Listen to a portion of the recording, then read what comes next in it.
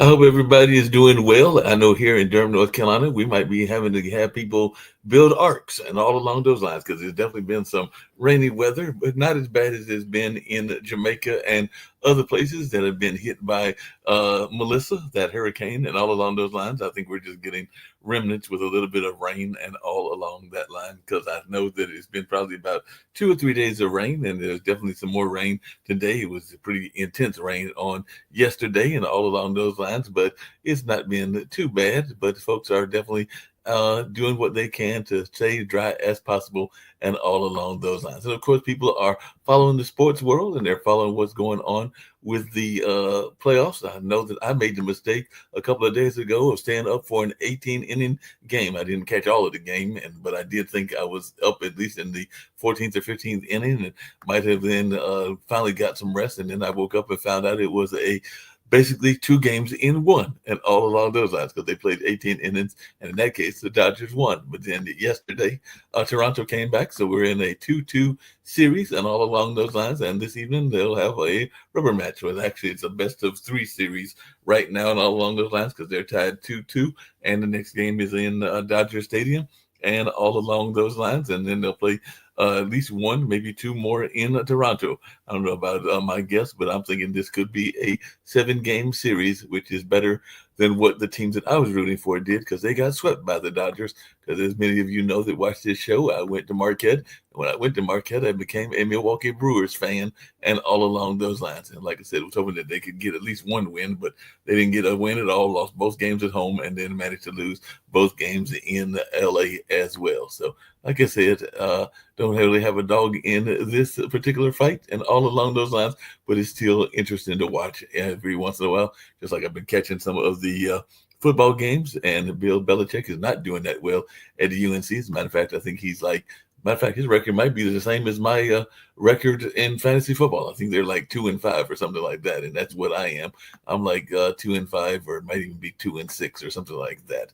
I think that they said I've got to win the rest of my games if I expect to make it into the playoffs, unless I make it to what everybody makes it to if they don't make it in, which is what they call the sucker bowl in our particular league, and all along those lines. So not doing well. Probably heading to the Sucker Bowl, and by the time I construct this team, maybe I can do well and win that because you do win a little bit of money in that particular space and all along those lines. But I'm going to see my guess if he's been following those kind of stories or he's been following politics. But I do know that he has a wonderful idea of what to do with hurricanes. And I'm not talking about the Carolina Hurricanes, which is our hockey team here that got off to a 5-0 start. And now they've lost to a couple of very good opponents like the Las Vegas Golden Knights and a couple of others. So I think that they're like around 6-2 or something along that line. But they do have a winning record in there. Definitely looks like they could be playoff contenders and all along those lines. But I'm bringing my guest, Todd Medema, who has got this book called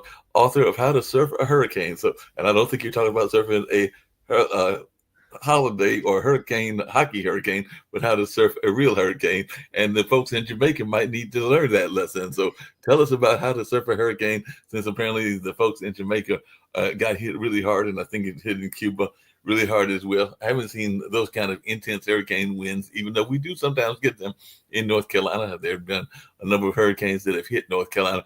My mom still teases me to this day, and I'm in my 60s and everything like that, but I managed to sleep through a hurricane. Don't ask me how you managed to sleep through a hurricane, but I managed to sleep through it because she was like, woke me up and then showed me some of the damage in our backyard and everything. And I'm going like, I guess I was knocked out because I sure did not wake up. Well, that is very impressive. Thanks for having me on, Mark. And that's right. I'm Todd Medema, the author of How to Surf a Hurricane. It's a hopeful climate heist that does, in fact, involve surfing hurricanes. So hopefully it's thrilling enough that you don't sleep through it. Hopefully I don't sleep through it. So tell us how you came about writing this book and what the book you're hoping to accomplish with the book and all along those lines. Yeah, so I set out to write a story of hope about climate change. I think there's a lot of news out there that's really depressing and scary. And, I wanted to shift the narrative a bit and remind people that there is hope and excitement. And so hurricane surfing specifically is actually a sport I invented for the book, asking this idea of like, okay, sure, we're going to have more extreme weather. We're going to have more hurricanes, but like, what's something fun and inspirational that we as humans could do with it? What if we turned it into an extreme sport? Okay. Hey, that sounds like an interesting idea. What do you think about what Bill Gates says? Because Bill Gates recently came out, and we talked about this just briefly on our news show yesterday, but he's saying that we need to shift the tone on how we're handling climate change and all along those lines. So he definitely has come out, and everybody knows that Bill Gates is a tech giant, so one of the founders, if I remember correctly, of Microsoft, and all along those lines. But he's saying that there's a doomsday view of climate change and all along those lines. And he says climate change is serious, but we've made great progress. We need to keep backing the breakthroughs that will help the world reach zero emissions. And he also says we can't cut funding for health and development programs to help people stay resilient in the face of climate change to do it. And it's time to put human welfare at the center of our climate strategies, which include reducing the green premium to zero and improving agriculture and health in poor countries. It sounds like that's a good idea. He's also saying there's a doomsday view of climate change that goes like this. In a few decades, catalytic climate change will decimate civilizations. The evidence is all around us. Just look at the heat waves and storms caused by rising global temperatures. Nothing matters more than limiting the rise in temperature. And he's saying, fortunately for all of us, this view is wrong. So what are your take on what he just put out? And I think he just wrote this on Gates Notes like recently, like in the last few days. Yeah. So I haven't read his particular remarks, but based on what you're saying, it sounds like he and I probably agree on this idea that climate change is not the end, and that almost by telling ourselves these doomsday stories, we're actually limiting our potential. If we only see the future as it's going to be terrible, we don't really try to fight for anything. Like literally, what would the point be? But if we believe that there is hope, human beings are we're so incredible at having hope and making things happen because we believe they can happen. And so if by doing my small part, writing this book, reminding us that there is hope, I'm hoping that we can continue to just believe and make a better future actually possible, because there's still so many things that we can do. Like he was saying, with agricultural, with green products and renewable energy, there's so many things that we can still do that will still make the future better. Yeah, because one of the things he was also adding was that although climate change will hurt poor people more than anyone else, I mean, we're even seeing that to some degree in Jamaica, because that's not a overly rich country and everything like that. But for the vast majority of them, it will not be the only or even the biggest threat to their lives and welfare. He's saying the biggest problems are poverty and disease, just as they always have been. And understand this will let us focus our limited resources and interventions that will have the greatest impact for the most vulnerable people. I mean, we even hear people talk about housing issues, and it's not just here, because I know earlier today, I think it was in one of the European countries, that they're having a housing crisis. And of course, we know there are various housing crises here in the West and everything like that, and particularly in the US. But I'm just wondering your take on this notion that may focusing so much on climate change, we're taking away from some of the other things that probably need more quicker action.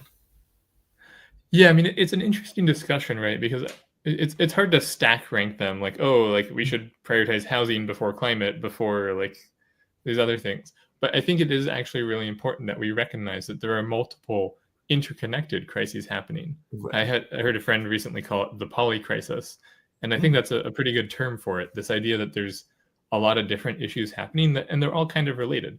You mentioned housing specifically, and I think it's a limited view to think of housing as separate from the climate crisis. Right. On one hand, the climate crisis is contributing to the housing crisis. Changing climate patterns, droughts, extreme weather, it's destroying housing stock, and it's forcing people to move out of areas that are no longer habitable.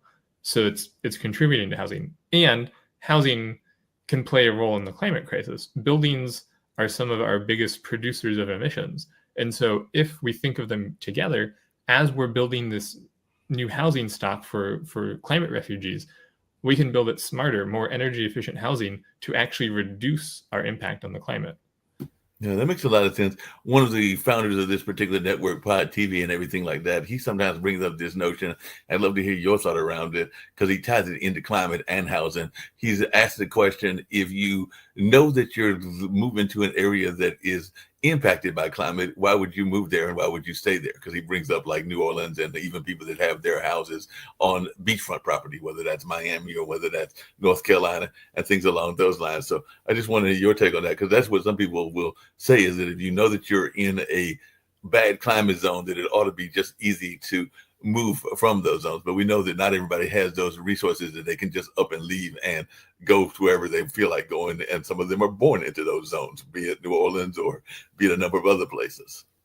Yeah, and I think these issues are pretty complicated. So the idea of like being able to simplify it into just, no one should move into these zones is we should be wary of arguments that are not nuanced. Right.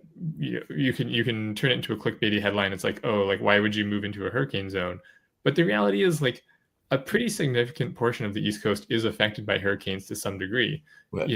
Florida, obviously, but like New York City, they've been hit by some hurricanes. Mm-hmm.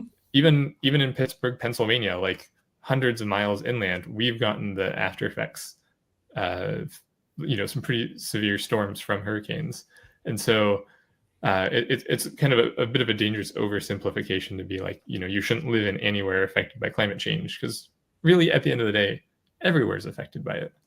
Yeah, no doubt about it. I mean, we're seeing that with Hurricane Melissa. Like I said, it's been impacting the weather here in North Carolina, even though the big hit has been definitely in the Caribbean so far. It doesn't mean that other parts of the mainlands won't get hit at some point, because I haven't looked to see which way the path was going and all along those lines. But even when they're off the coast, it still can impact you with, as you're saying, heavy, intense rains and all along those lines. But I'm liking this idea of it being an extreme sport, because, I mean, one of the things that people admire quite a bit and everything like that is the folks that are hurricane watchers, and definitely hear about them doing the news and everything like that, the ones that want to go into the eye of a hurricane and everything. But you're talking about not even being in a plane, which can be bad enough and everything, or a helicopter, but actually going and trying to surf a wave while there is a hurricane going on, which some people would be like, that sounds very dangerous, and why would we try to do that in the middle of a hurricane? Even though I've seen people do some things that are very interesting. As a matter of fact, I was just watching a movie, because I'm part of a documentary film committee and everything like that. And the movie was dealing with some folks that were extras on a certain famous movie, Apocalypse Now. And there is that scene, I think, in that movie where there are people surfing during the middle of a war zone and everything along those lines. So I wanted your take on doing these extreme things in crazy times. Yeah. I'm not sure that I would ever personally surf in a hurricane or in a war zone, but I think there are some humans that really crave that excitement. One of the beautiful things about the human species is that we have such a diversity of personalities and things that people get passionate about. Some people, really want to explore or do extreme sports. And so I can only imagine that the group that is really excited about extreme sports is going to be constantly innovating and trying to find newer, more extremer sports. And so, like on the book's cover, it actually depicts the ship that surfs the hurricane. You have the little cockpit here, and then you have the foils and the wings. So, they're trying to be smart about it. They're not just like going out there on a surfboard. They're actually like designing and building boats. But even then, it's still packed with danger and thrills. Yeah. But by the way, are you into any extreme sports yourself? And that's what draw you into this parallel kind of like idea for this book, as a way to bring the situation in there? Because you mentioned that you would not do that, but that doesn't mean that you would not do other things. So I can tell you, just in my own life, I had a ex-girlfriend that tried to get me into skydiving, and to me, a plane has one purpose, which is to get you to the other destination, not to fall out of it. But that's just me. I know other people that love the idea of skydiving, but I was not all that keen on the idea, even though she was trying to pitch it to me and all along those lines. So I just wondered, are there any extreme sports that you yourself have engaged in, or you like me with skydiving, you're like, that's okay, you people can have it? So I did skydive once. I am terrified of heights, and so it was kind of a bucket list to like prove to myself that I could do it. It was in fact terrifying, and I have no urge to do it again, but I'm glad I did it once. More recently, I've been getting into scuba diving, which I don't think qualifies as extreme per se, but it's been a pretty interesting blend of, a sport, you're going out, you're swimming, you're in nature, seeing fish, but also a bit of like that technical element where you're managing your gas and your depth and pressure. So that's been a fun new hobby. Yeah, well, part of your book is also labeled as a heist thriller because definitely you've got this idea and all of those lines. And of course, we've had major heists. We just had the one that involved the Louvre, and of course, there have been other major heists as well. So, is there any hope in your world that they will turn this book into not just a climate change advocacy book, but also a movie, since it is labeled as a heist thriller and everything like that? It would make me so happy if this book turned into a movie. And I've actually had a lot of people read it who just, they finished the book and they're like, this would make an amazing movie. I actually kind of based the pacing and the visual sense of it off of a movie called How to Blow Up a Pipeline. Mm-hmm. I literally kind of watched the movie and took notes on how they did it with the pacing, when they cut, what they covered in each scene, and use that as a template for How to Surf a Hurricane. So yeah, I would love to see it turned into a movie. Sounds like a great idea, but you also talk on something in the book that is very much a concept that a lot of people are worried about because sometimes it is in the news too much and everything like that. So where does corporate sabotage fit in this book and everything like that? Because that is something that a lot of people are seeing in the real world as well. And sometimes it can make for some interesting stories. A thing that I wish had been made into a movie. It was one of my favorite books, but it kind of like is this notion of using fiction to and even nonfiction to raise awareness about the climate. But there was a very popular book written by a gentleman named The Fox, and that was his moniker and everything. But it was a book called Ecotage, and it was basically at a time that corporations were being sabotaged in another way. So he saw the pollution. So one of the things that he would do is, like, if there was, say, pollution in a fishing town in Michigan, he might find a bunch of those dead fish, sneak into the corporate president's office, and leave them a nice present that they really didn't want, which was basically the dead fish on their lovely desks, which is probably like some expensive desk that they had brought in and all along those lines. But definitely that was something that he did, and he did it for a number of years until he passed away, I think about a decade or two ago, and all along those lines. But I just wondered, how does corporate sabotage play into this particular book? Yeah, I mean, obviously it's a heist against a corporation, so it's a central part of the plot. And I think history shows us that, like, people generally want to solve problems in a productive way. Like, right. They're willing to vote on things, they're willing to protest, they're willing to work hard on things, but eventually, if a system really chronically fails at people, to the point that it's causing health, safety, like loss of life, eventually the people have no other choice than to kind of go outside of the law. You look at like the French Revolution, and like I'm sure they tried for a long time to get the royals to listen to their needs and get their needs met, but eventually enough was enough, and they had to escalate their commitment. So I really hope that our systems work, that we can provide feedback to our corporations and our government to work with them in a productive manner.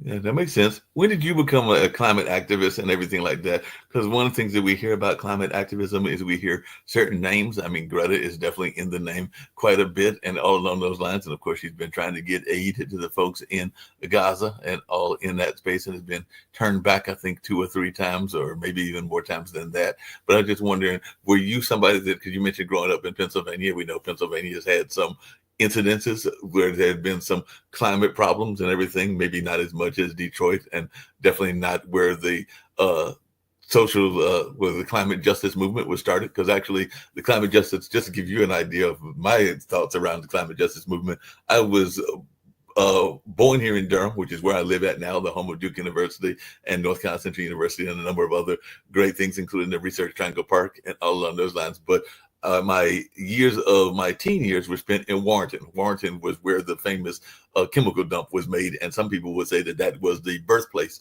of the climate justice movement, as people were protesting against this dump by a corporation into a very poor rural area, and the whole notion was that they wouldn't really put up a fight, even though they did put up a fight, and that's the notion of the climate change movement being started there and all along those lines. So when did you personally, Todd, get involved in climate justice and think that this was something that you wanted to go into, particularly having like a software engineering experience and product management background? Chuck, you might have even worked in North Carolina for a while. I have not worked in North Carolina, but it sounds like a wonderful place. I think in some ways it started when I was quite young. I was heavily involved in Boy Scouts, and we did a lot of stuff in nature. And, I think when you're exposed to nature a lot, you just start to care about it. You like it. You go on a hike, you see the birds and the trees, and you're like, yes, I want this to keep existing. And being in Pittsburgh, I think, gave me a really direct appreciation for how that can go away and how human action can make it come back. Because Pittsburgh historically used to be a steel town. And so the city was filled with steel mills that belched out ugly, horrible, toxic black pollution everywhere. And you can still see little scars of it around the city. Maybe a building hasn't been power washed in 50 years and it's still coated in like black soot from these steel mills. But the thing is, the city has since cleaned up. There's only like one steel mill left. The air pollution is really recovered. And so you look at that and you're like, this is such an important lesson of, if we do it wrong, we will destroy your local environment. And if we do it right, we can really clean it up. Yeah, and definitely that's something that folks are going into. You've also been involved in a lot of things that I find quite fascinating and everything along those lines, and I'd love to hear you talk about some of those as well and everything. Because earlier today, and I just literally stumbled across it and everything like that, but you are definitely involved in some interesting hobbies and everything. And one of those is this whole notion of time travel and all along those lines. And ironically, earlier today, I was watching a documentary that made the point that there are certain folks that have been around that folks are saying have done time travel, and then there are things that can't be explained. Like I think there was an example in this 10-minute video I was watching of a person that was outside of their time. Their dress was outside of their time period. And there was another picture, and I think it's a famous picture of a woman that apparently was using a cell phone, even though the picture was taken in the 1930s and all along those lines. So this also seems to be an interesting hobby of yours as well. So if you don't mind going into that, I'm just curious, your notion of, is time travel actually something that's possible? And have there been examples? Because like I said, I just happened to stumble across this video, and now I'm meeting you, and you're in that same space in terms of a hobby and an interest. So I just wondering your take on this notion of time travel. Yeah, so you must be referring to, on my website, toddmaidema.com, one of my resume items is time traveler. And this is a bit of a tongue-in-cheek reference to a photography project that I've been doing for many years, where I fix a camera in one position and take one photo a minute for an entire day. Mm-hmm. And then I turn it into wallpapers for your computer, where the wallpaper changes every minute so that it matches the lighting outside. Imagine if your wallpaper was like, oh, it's like sunny outside, and now it's like sunny in the Caribbean, or like sunny over Jerusalem or something. Right. And so, it's not actual time travel, but it's a bit of a tongue-in-cheek reference to this idea of like photography. Because, usually we think of photography as just a static photo, but the idea of like the photo kind of moving through time is a fun thing to play with. Yeah, not only that, but that's kind of even part of what my thoughts was going when I was watching this particular documentary. Like I said, they were making a cogent argument and all along those lines, but they probably had some faults in it. For example, you can definitely overlay a picture from a modern image into a newer image, and then it can even look as if it is fitting in. And I imagine you can do the same, even though I've got friends in filmmaking, with film as well and everything. Like I said, there's the famous picture of this young lady that is walking and carrying something that could be a cell phone. It could be something else, but they make it seem as if it's a cell phone, even though it's in the 1930s and all along those lines. But we know that there can be all kinds of ways that you can create images that aren't necessarily there. Yeah, between AI tools that let you actually manipulate images, and then the human mind, which is very good at kind of storytelling and seeing the thing that we want to see. If you kind of suggest to people like, oh yeah, that person's holding a cell phone, you're going to be a lot more likely to think that whatever they're holding, be it a banana or a shoe, or what your brain is more likely to interpret it as a cell phone. Yeah, because a lot of that can be interpretation and all along those lines. There's a popular company that you have, like I said, I was looking at the resume and everything along those lines that you worked with that has been mentioned on a couple of our shows. So I was wondering your experience working with both of them, and I'll tell you what they are. But it sounds like you were a staff product manager for Tesla, and Tesla has definitely been mentioned on a couple of our shows, including the World Economic Forum with Dr. Sharif out of Bangladesh and everything like that. But also we have an investment show, and on that investment show, they have mentioned Palantir. And I'm not that familiar with either of those companies, having not worked in that kind of field at all along those lines. But you being in the engineering field and everything, I just wondered if you could share a little bit about your own personal experience working with Tesla and working with Palantir, since both of those are in the news now. Yeah, so Palantir, I was an intern there many years ago during college. The company as a whole provides data analysis capabilities. So, whether you're trying to trace a disease back to the patient zero or trying to catch someone committing financial fraud, they take a look at larger data sets and trying to find really how things are connected. So I was helping them do financial analysis for a banking customer. Tesla, obviously in the news a lot. They make electric vehicles, but they also do energy storage and renewable energy. And so that's the part I was working on. It's what they call the Megapack, which is a battery that's the size of a shipping container. And they deploy hundreds and thousands of these to help stabilize the grid and help provide clean, renewable electricity to countries around the world. Yeah.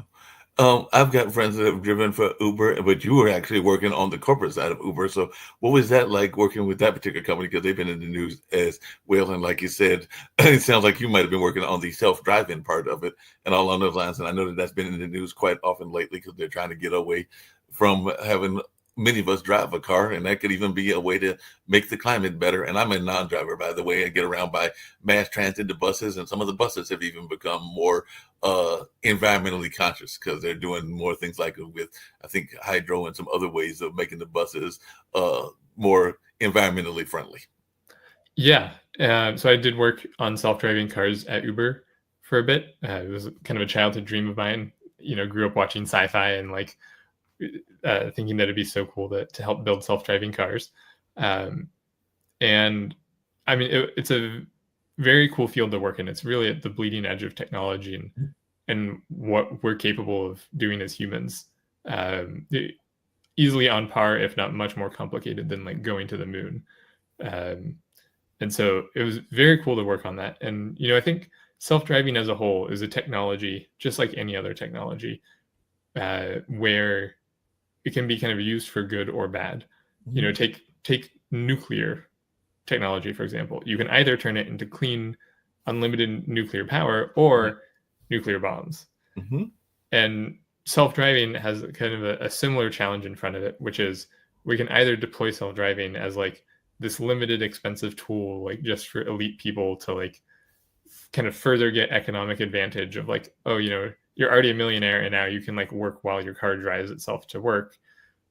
Or we can look at this as a tool for really fundamentally improving everyone's quality of life. If we use it, like you're saying with buses, I learned recently that the bus system in Pittsburgh, about a third of their revenue comes from government subsidies, and about a third of their expenses comes from paying bus drivers.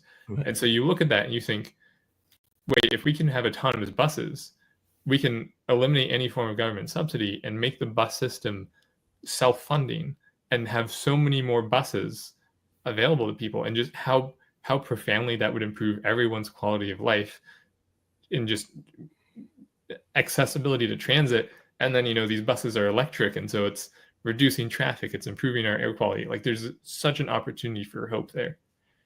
So if I'm hearing you correctly, and this has been a dream of mine for decades and everything along those lines, because right now when I want to go to a family outing, in a few weeks we'll have Thanksgiving and everything along those lines, I depend on my brother or one of my aunts that lives here to get me to mom's house for the Thanksgiving meal and all along those lines, because I've had one car in my life and all along those lines, and later in life discovered that I had dysgraphia, which is part of the reason that I don't drive and everything like that. So if I'm hearing you correctly, there may be a point in life where I won't have to wait for my nephews who are about to be driving age. Matter of fact, they're, I think, working on their permits and licenses now, but I can actually jump in a car and it can take me to my mom's house by me just telling it, where she lives at, and it'll get me there without me having to worry about driving and possibly crashing it because of the dysgraphia and all along those lines. So that sounds like that could be happening in the next 5, 10, 15 years, or it might not happen in my lifetime. No, I haven't worked directly in the industry for a few years, but I still follow it pretty closely. And between Waymo and Tesla and some of the other companies in the space, it really seems like, if you live in a big city, easily in the next 5 years, you won't need to drive a car ever again. And then the scopes that they operate in just keep expanding. So I don't know, maybe within like 10 years, if you live like really remotely, you would still be able to just totally hands off, never have to drive. Well, that could be interesting. That could be interesting how that plays out and everything along those lines.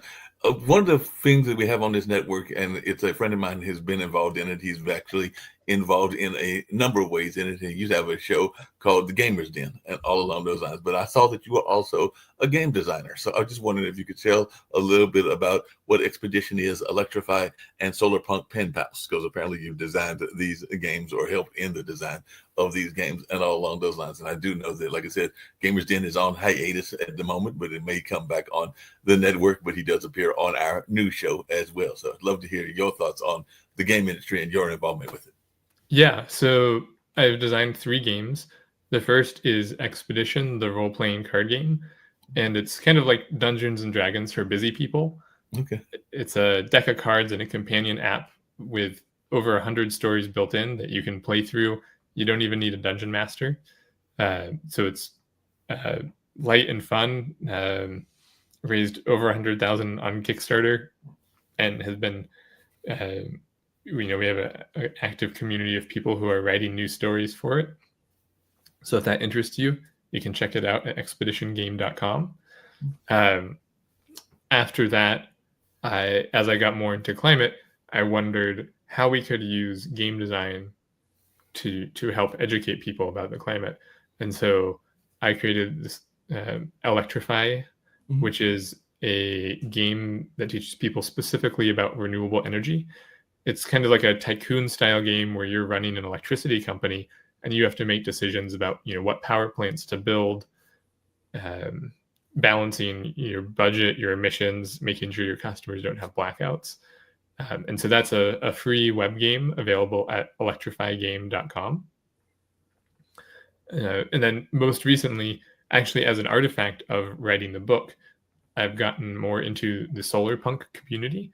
Solarpunk, for those who don't know, is a new artistic genre that it kind of is the opposite of cyberpunk.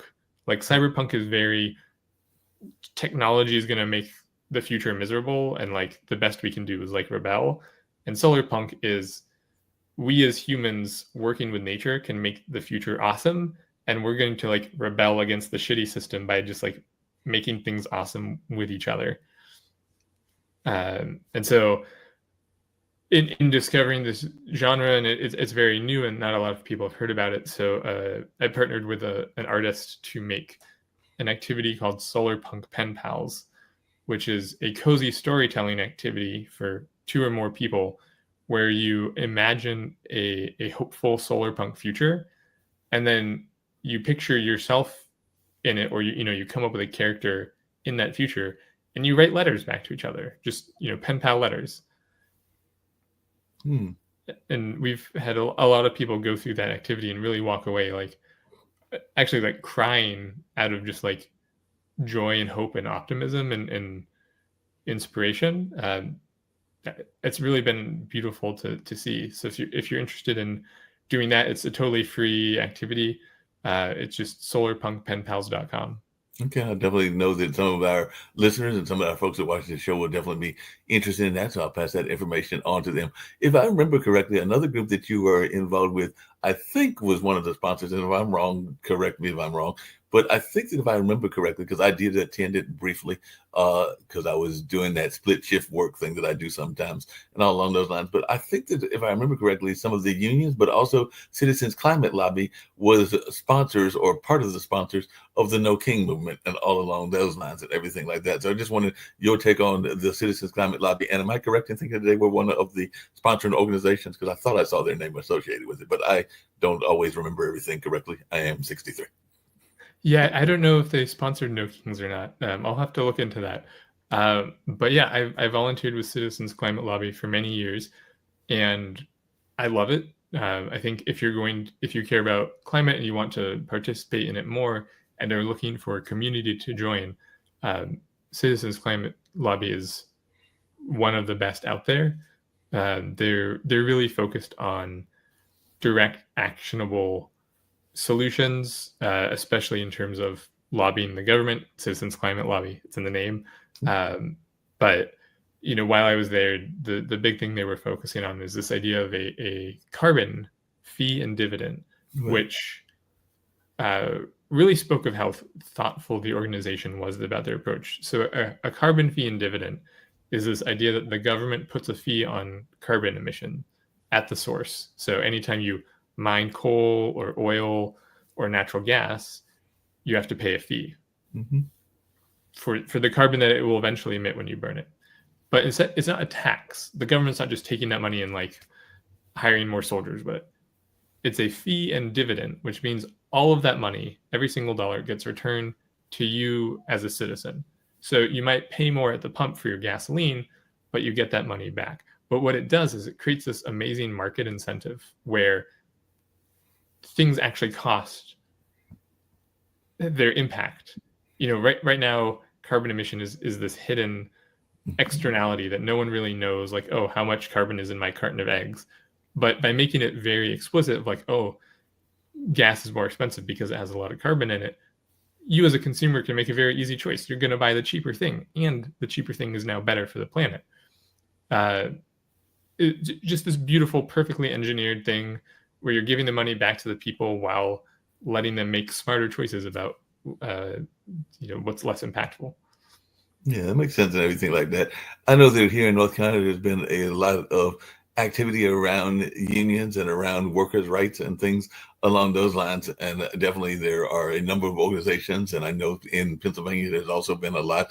Past presidential candidate, Mr. Shapiro, the House governor, and all along those lines, has been definitely a supporter of workers and all along those lines. So I'm just curious a little bit more to know about this worker cooperative advocate work that you were doing. Yeah. This is actually another thing I discovered through writing How to Surf a Hurricane, because, on one hand, it's a thrilling heist, but on the other hand, I wanted there to be this message of hope of how can we do better?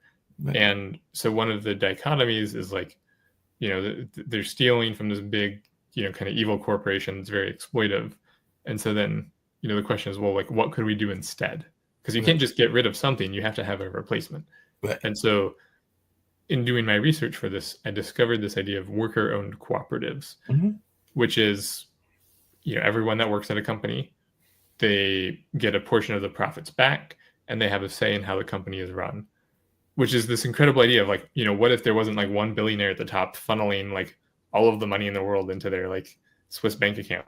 Well, as you were saying that, I was actually thinking about another ex for some reason. They're coming up in my mind and all along that line of this particular show. But this particular ex was from Green Bay, a big fan of the Green Bay Packers. And if I remember correctly, the Green Bay Packers are actually owned by the entire town of Green Bay and everything like that. So they would be an example of what you're talking about, because the players get paid all that money. And there's, of course, the big owner. But I think, if I remember correctly, the whole city of Green Bay is also involved in ownership, which is probably why they have the fan base that they do.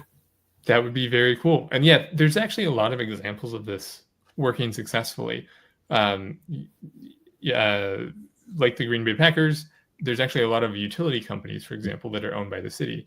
So rather than, Verizon having a monopoly over your home internet, many cities now are running their own internet company. And their prerogative is not, maximize shareholder profit. Their prerogative is give our residents the best quality internet for the lowest price. And just like changing that like one line, changing that mission statement, that incentive structure, just so fundamentally shifts how you operate as an organization. And it works at a big scale too. There's a cooperative in Spain called Mondragon that they're billions of dollars a year in revenue. They're like one of the biggest companies in Spain, and it's entirely a worker-owned cooperative. Oh, wow.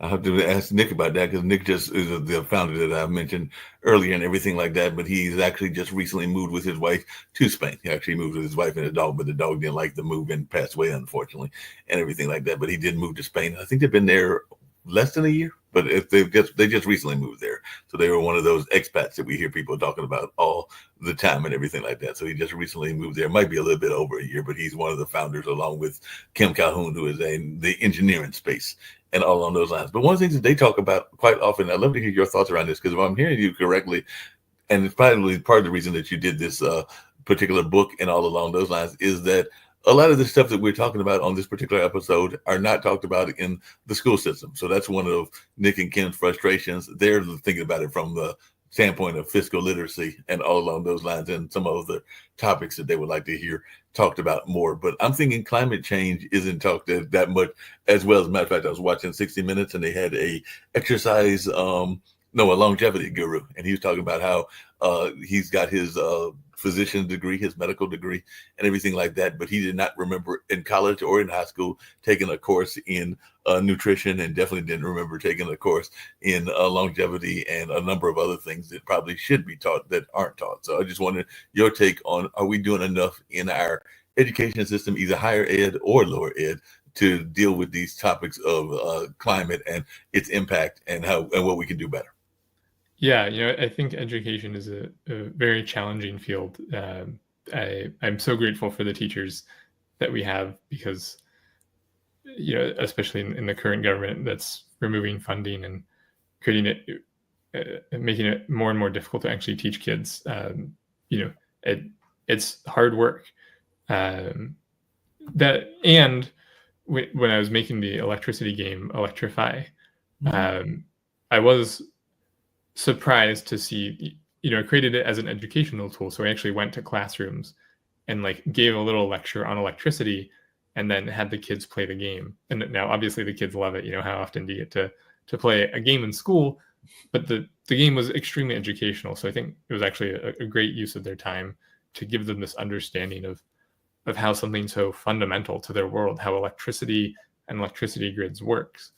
So I think there's like a lot of ways that the world is changing, that maybe our education curriculums could be updated to include more of.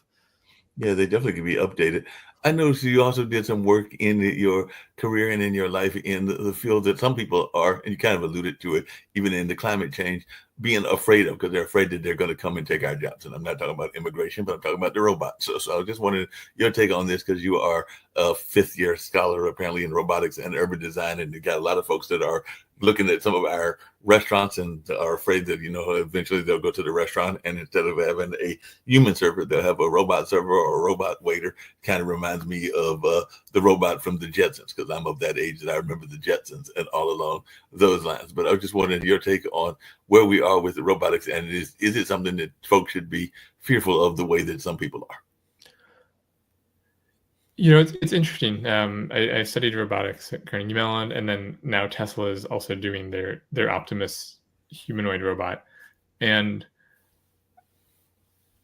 it kind of reminds me of a good framework to think about any technology, not just robots. But people tend to overestimate how much change will happen in 5 years, right, and underestimate how much change will happen in 20.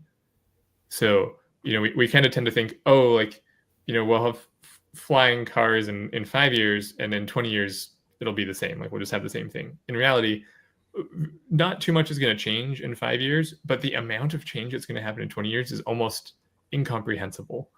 I think the iPhone came out in like 2006. Right. So it's like, it hasn't even been 20 years since the smartphone came out. That, like, there's no way that you could have predicted some of the crazy things that have happened, like TikTok, 20 years ago. And so, the same thing with humanoid robots. I think we're definitely more than 5 years away from a humanoid robot like doing a whole meal prep at a restaurant. But like in 20 years, this idea of like a abundant economy where robots are doing most of the work is like believable. Yeah, I can see it being believable. Like I said, I remember the time when a computer took up entire rooms because I graduated at Marquette in the early 80s, and even as far back as the 80s and the 70s, you definitely had the big, massive computers, and you also had the floppy disk, which I don't even know if you can find a floppy disk now and everything like that, unless you go to a museum and all along those lines. And I'm being slightly sarcastic because I'm sure there's still some floppy disks out there and everything like that. But it is definitely showing the advancement of the way that society has gone, to your point and everything. Just really quickly, because I was reading some of your letters of recommendation and everything. And once these things came up that I know a lot of people that watch this show and just watch Pod TV in general will be interested in, and all along those lines. And they've been interested in quite a few of the things we've been talking about. But a lot of people want to do a Kickstarter. They want to do a number of these various forms of raising money, and there are different ones. There's Kickstarter, and there are a number of other ones that are out there as well, GoFundMe, and a number of other ones as well. But I see that this lady, Monica Yope of Popcraft, was saying that they got some advice from you as to how to fine tune their campaign. So folks that are thinking that they want to do these funding campaigns, whether they've got an idea like you did for your stories, and I mean for your book as well as for some of the games, what advice would you give to folks that are wanting to find these kind of funding tools? Yeah, so I've done a few crowdfunding campaigns. I did one back in college actually for that photography project with the kind of time traveling, and then I did Kickstarter for Expedition, the role playing card game. And yeah, it's been a really big learning experience. You know, the first Kickstarter I did raised $3,000, and by the end of doing them, I raised 100,000. And one of I'd say my biggest takeaway is probably just how profound quality makes a difference. Mm-hmm. With the board game, we tried to be fast and quick and launch a Kickstarter, and we raised very little money, and we got this feedback of like, hey, if you took 6 more months, if you really like improved the quality of the cards, learned a bit more videography and shot a better video, it would be more successful.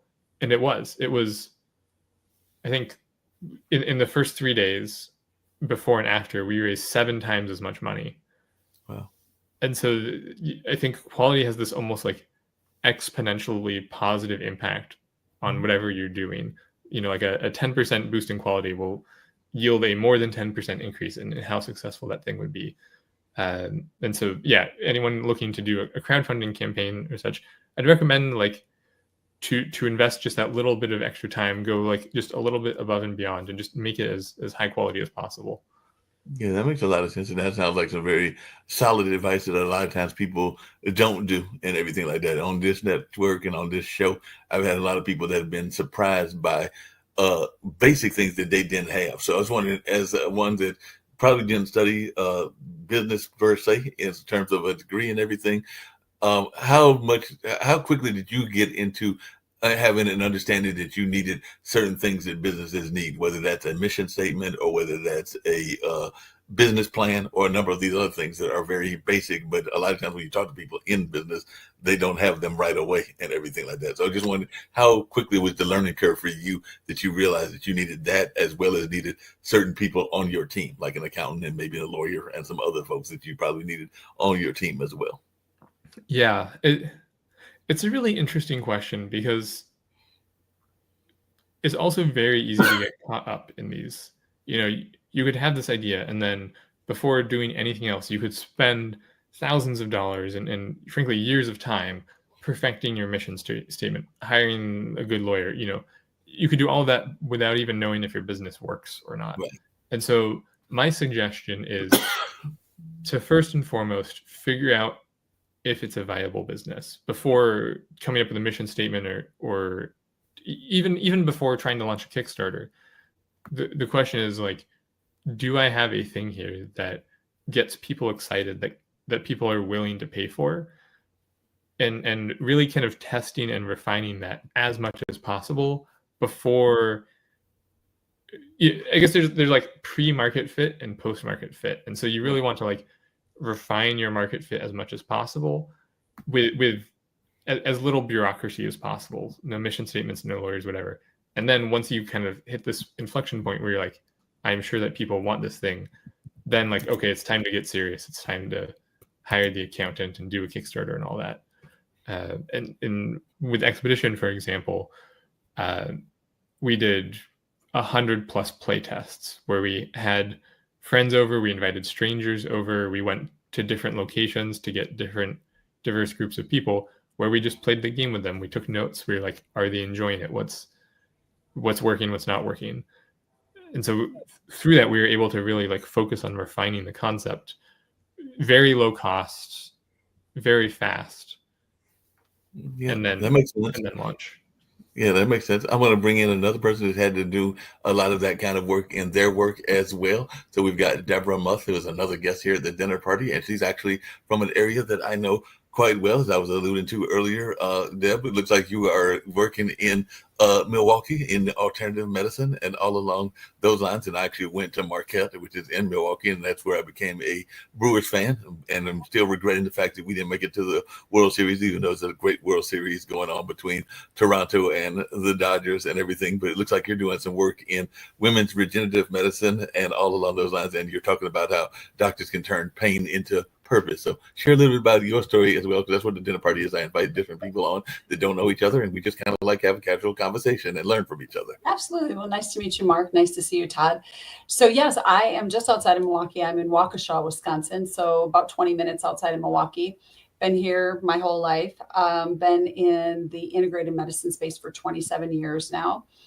Learned very quickly that conventional medicine was not the space that I wanted to be in. So I run one of the largest practices for integrated medicine in the Midwest, and focusing a lot on women's health and women's regenerative medicine. So we see a lot of the patients that have been everywhere and no one's been able to fix them. We're known as the medical detective.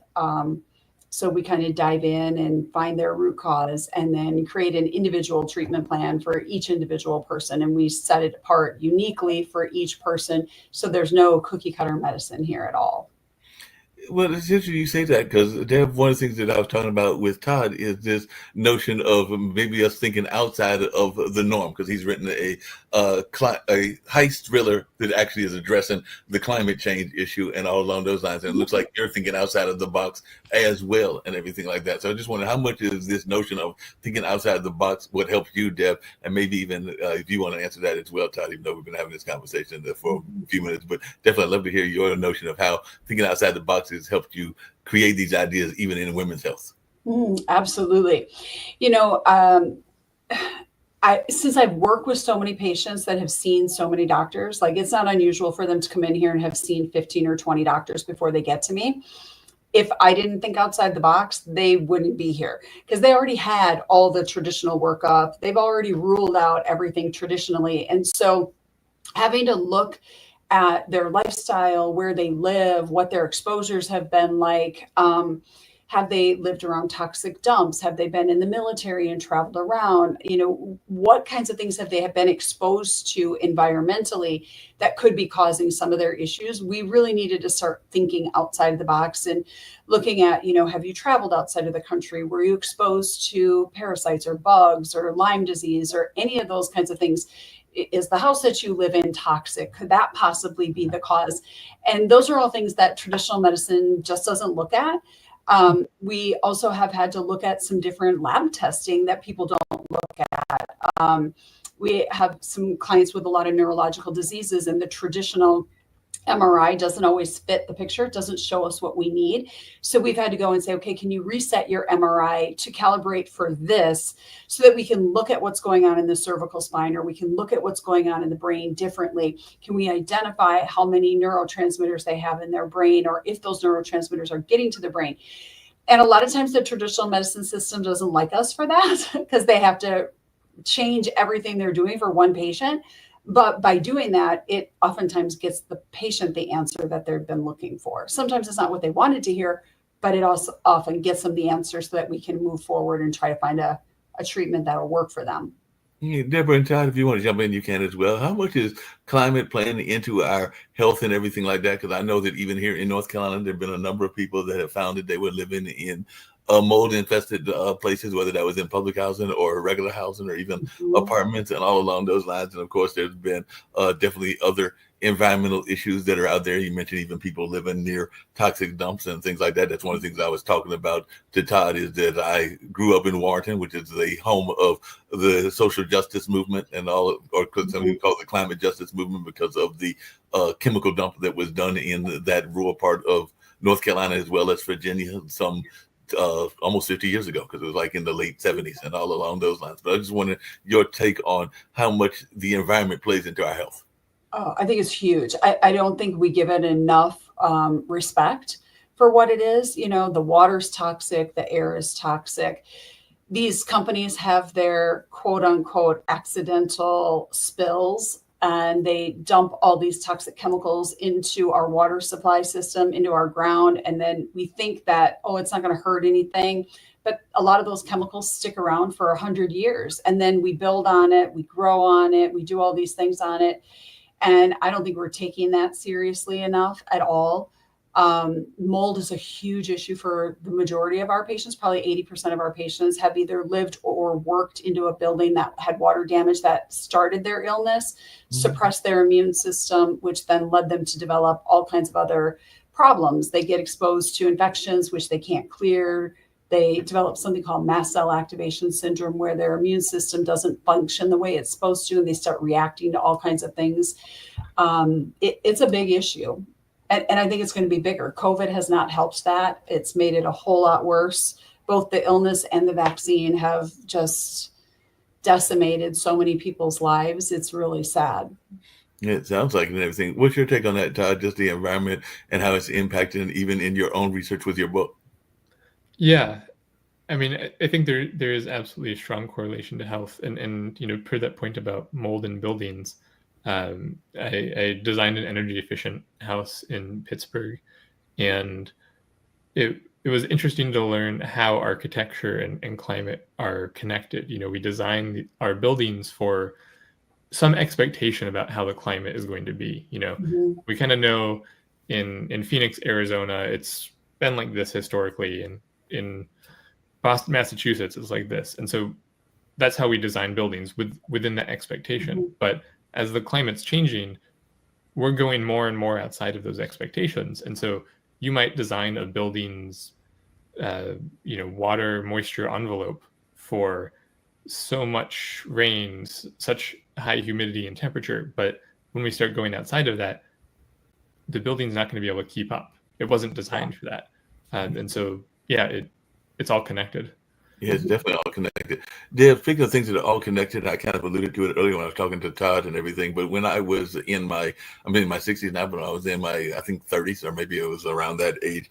That's when I was diagnosed with dysgraphia, which is like a form of dyslexia and everything like that. But I had already gone to through grade school, gone to college at Marquette, gotten a degree, a bachelor's in journalism and everything like that. And it was never diagnosed or even thought about being diagnosed during those times. And you had something similar where you were going through life and basically just missed it 28 years old when you sought an answer for your fatigue and everything like that. So what is it with our doctors that oftentimes, and even our own family, that they might see the symptoms or see what's going on, but they are ignoring it for whatever reasons and everything like that? Yeah. Specifically too, for women, we know the dismissal rate for women is extremely high compared to men. Like, they'll wait 4 to 5 years to get an autoimmune diagnosis longer than a man will. So there is a gender bias for sure, but I think part of it just has to do with our system in general. 10 minutes in an appointment is not enough time to get to know a person, hear their history, understand what's truly going on. Unfortunately, in medical school, doctors are taught that if a person complains of more than 3 symptoms, it's depression. So these people are getting labeled with depression and anxiety instead of truly being worked up for what's wrong. It's a somatic disorder. It's all in their head. So they're already against the 8 ball with some of that too. And it's really sad, because I think if we really took the time to get to know people and heard their story, their answers to all of their problems are in their story. You just have to know how to pull out and ask the right questions. And once you know what the questions are to ask and you listen for the answers, they already tell you what's the problem. Like a lot of our patients that come in, they want to limit their time with us and they want to put everything on paper.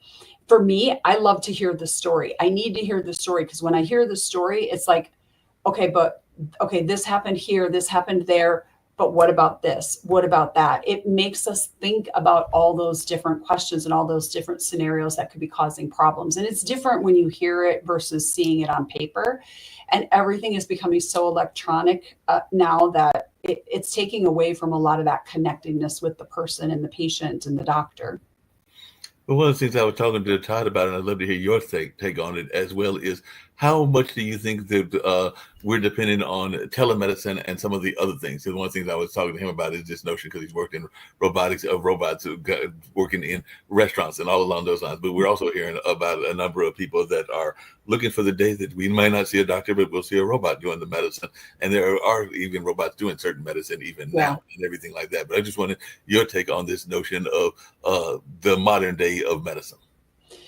Yeah, there's a lot more telemedicine on both sides. Doctors like to do it, patients like to do it. It's convenient. They can do it on their lunch hour. They can do it wherever. What we find, unfortunately, is a lot of people who do telemedicine are not engaged. I'll hop on a call with somebody. They're driving their kids to soccer. They've got 4 kids in the back. Everybody's yelling, screaming, talking. How is that person really engaging with what the doctor's saying, and what are they sharing? Are they being totally honest when they've got 4 kids in the back seat and they're trying to get to wherever they need to go? So I think there's a lot of things that get missed in that. They can't take notes. They can't pay attention. They can't ask the right questions. Certainly this idea of doing medicine through telemedicine as a dermatologist, it's crazy. Like, I'm not a dermatologist, but I can't look at somebody's skin and tell you if that skin lesion looks like a problem or not through a computer or through a phone. I need to touch it. I need to feel it. I need to shine a light through it. And those kinds of things are expected of us these days. And I don't think this is a good thing. I think for some things, they're fine. Common cold, common, sinus infection, something like that we don't have to look at somebody for, and we can diagnose without being right in person with them. Those things are fine. Consults where we're reviewing labs and we don't have to do a physical, great. But if I need to put my hands on somebody, I need to touch something, this communication is not working. Hey, Dr. Muth, and everything along those same lines.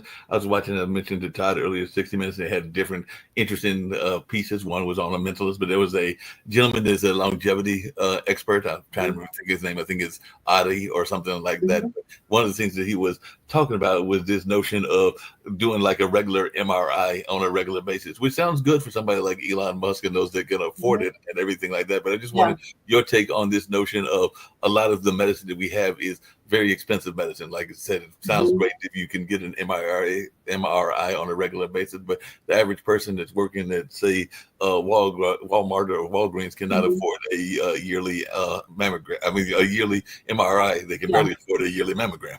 Right. I think it would be great. I don't understand why we don't focus more on prevention.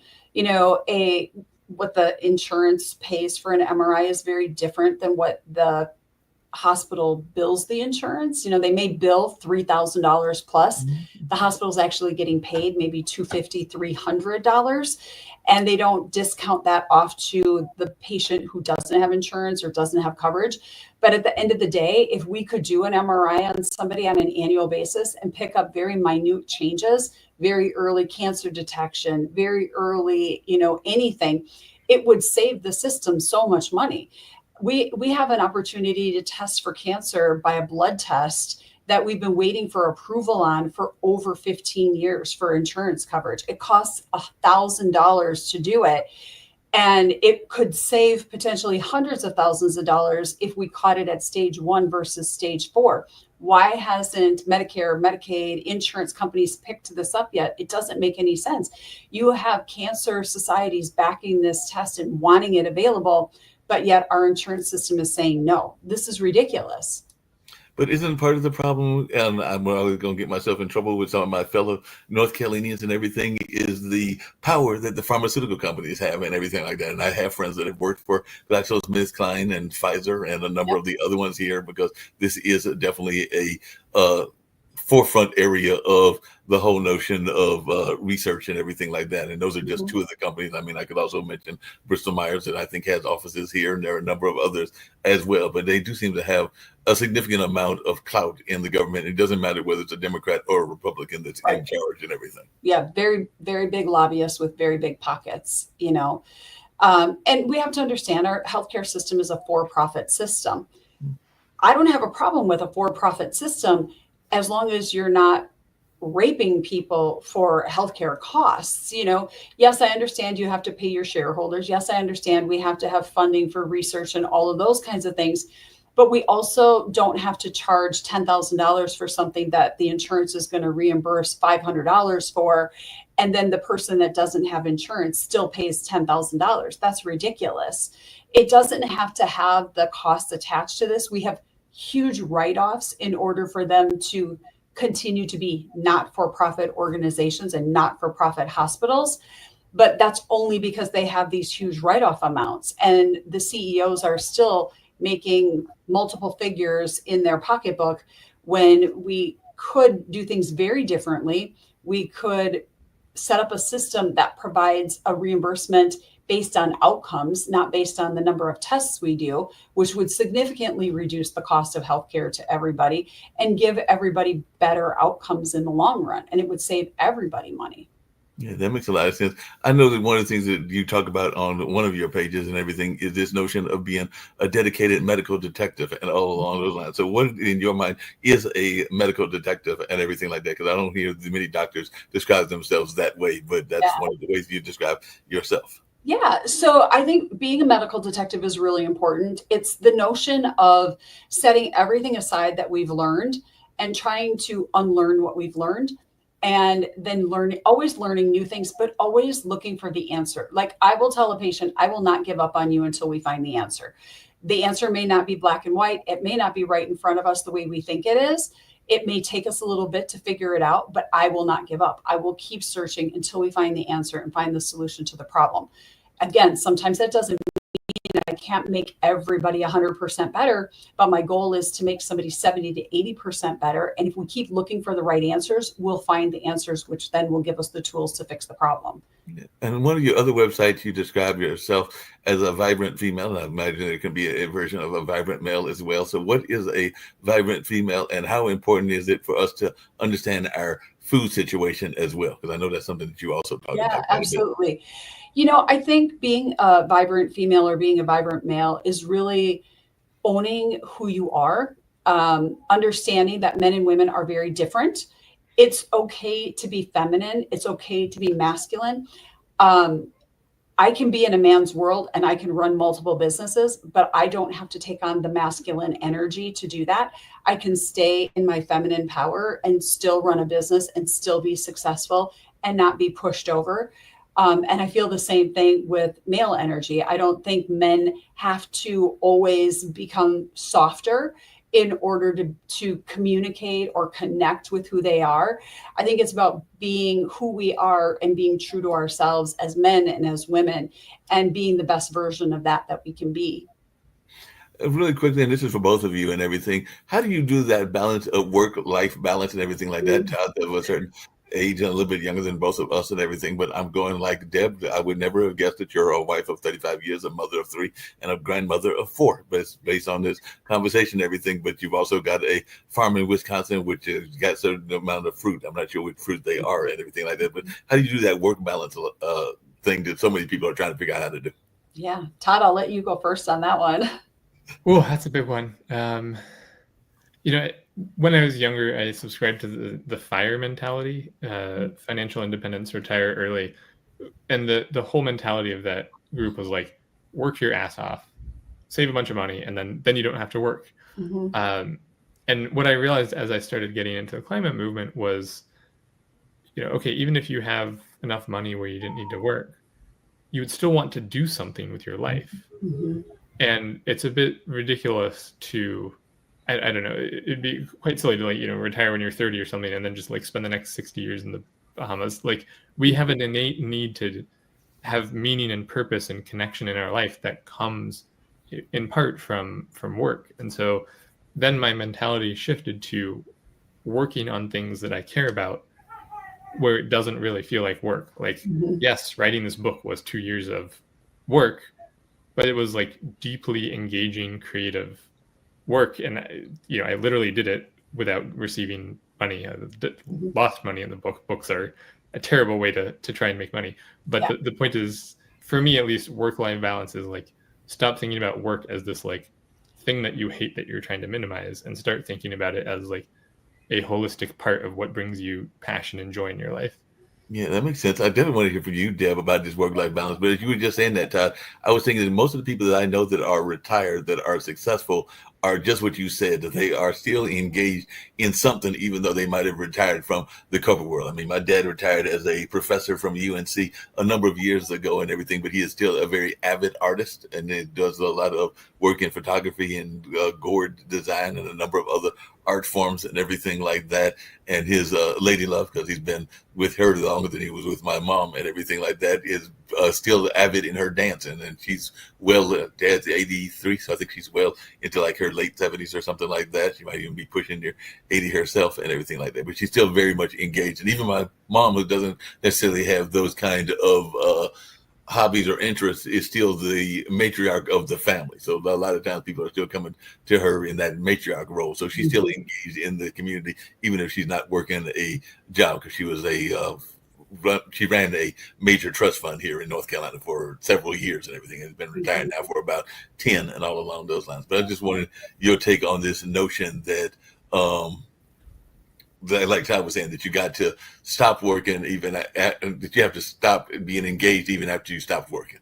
Yeah, I agree a lot with Todd. I think whatever you do should not feel like work. You should love what you do so it doesn't feel like work.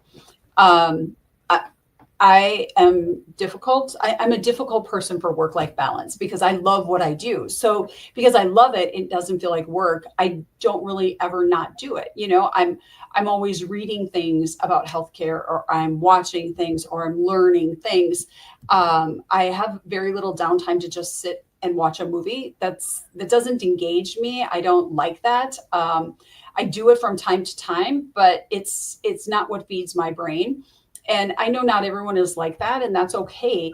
But I think the idea of retirement is a poor idea for most of us, because without a purpose, what do we have to be here for? And as we age and we mature, we have so much knowledge and so much insight. And we need to share that with the world. We need to share that with people that are either younger than us or just in a different place than we are, to help them along so that they don't have to live the trials and tribulations that we learned the hard way. There's always someone we could share our knowledge with. So I really think it's important. You need to have downtime, right? You can't work 25 hours a day and not have any downtime. But you have to find that balance. Like, if you work 10 hours a day or 8 hours a day, what are you doing with the rest of your time? If you're just sitting on your phone and brainlessly scrolling Facebook or whatever the greatest social media option is these days, that's not a really great use of our time. Now, if we're scrolling and we're engaging and we're sharing and we're contributing, that's a different story, but I really think that we need to find a place to give back to the world, to make the world a better place, leave it better than what we found it. That's why I farm. That's why I grow fruit. I have a fruit orchard that I love. So I have a whole variety, peaches, apples, pears, hazelnuts, all kinds of things like that. I want to give back to my environment. I want to grow things that allow the animals to grow, to get the bees to pollinate. All of those things I do as a result of that. And as a plus side, it feeds some people some great fresh fruit, and it's a great time for me to be out in nature. And I love that. And it doesn't feel like work at all. And that's what I think life is about. Dr. Mills, what advice would you give to people that are facing these issues, but also dealing with chronic illnesses and all along those lines? Because I'd like to I think I mentioned to you in one of our letters back and forth that I lost a aunt to MS, and definitely have another relative that's got it right now and everything Mhm. like that. So, what is your take on folks that are doing and fighting a disease that is definitely terminal, but it doesn't have to be like a well, I mean, we're all going to die at some point, but it had to be like an immediate death sentence. Yeah, we're all dying from the moment we take our first breath, right? It's just a matter of how many breaths we get. Um, I think when people have a chronic illness, they're challenged for sure.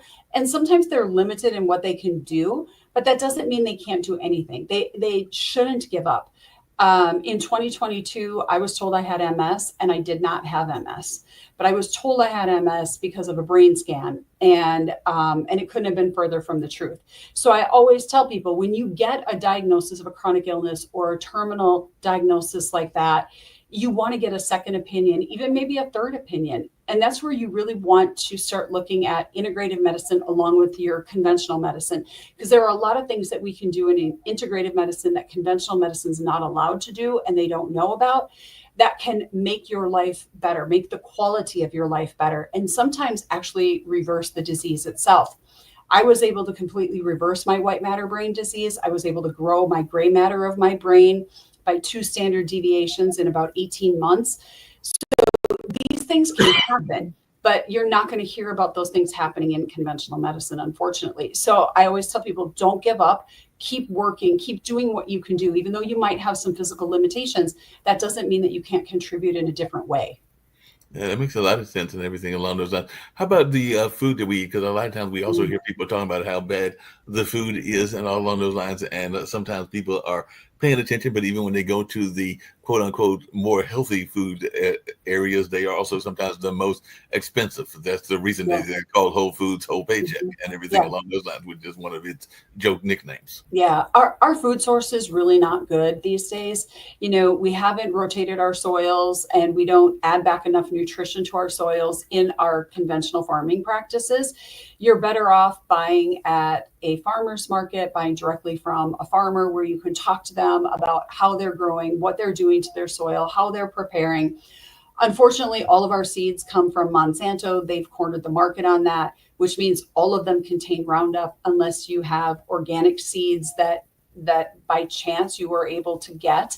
And they are trying to make that harder and harder for people to access organic seeds these days.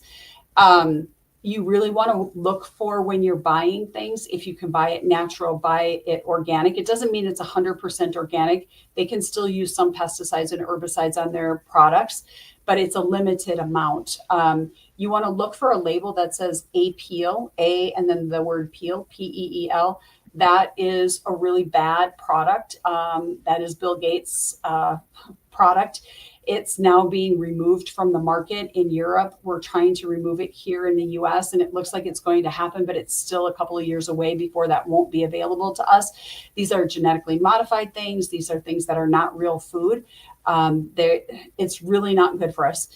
All of our fast foods are really terrible for us. You want to try to eat whole foods, things that are grown, things that are natural, things that are not adulterated.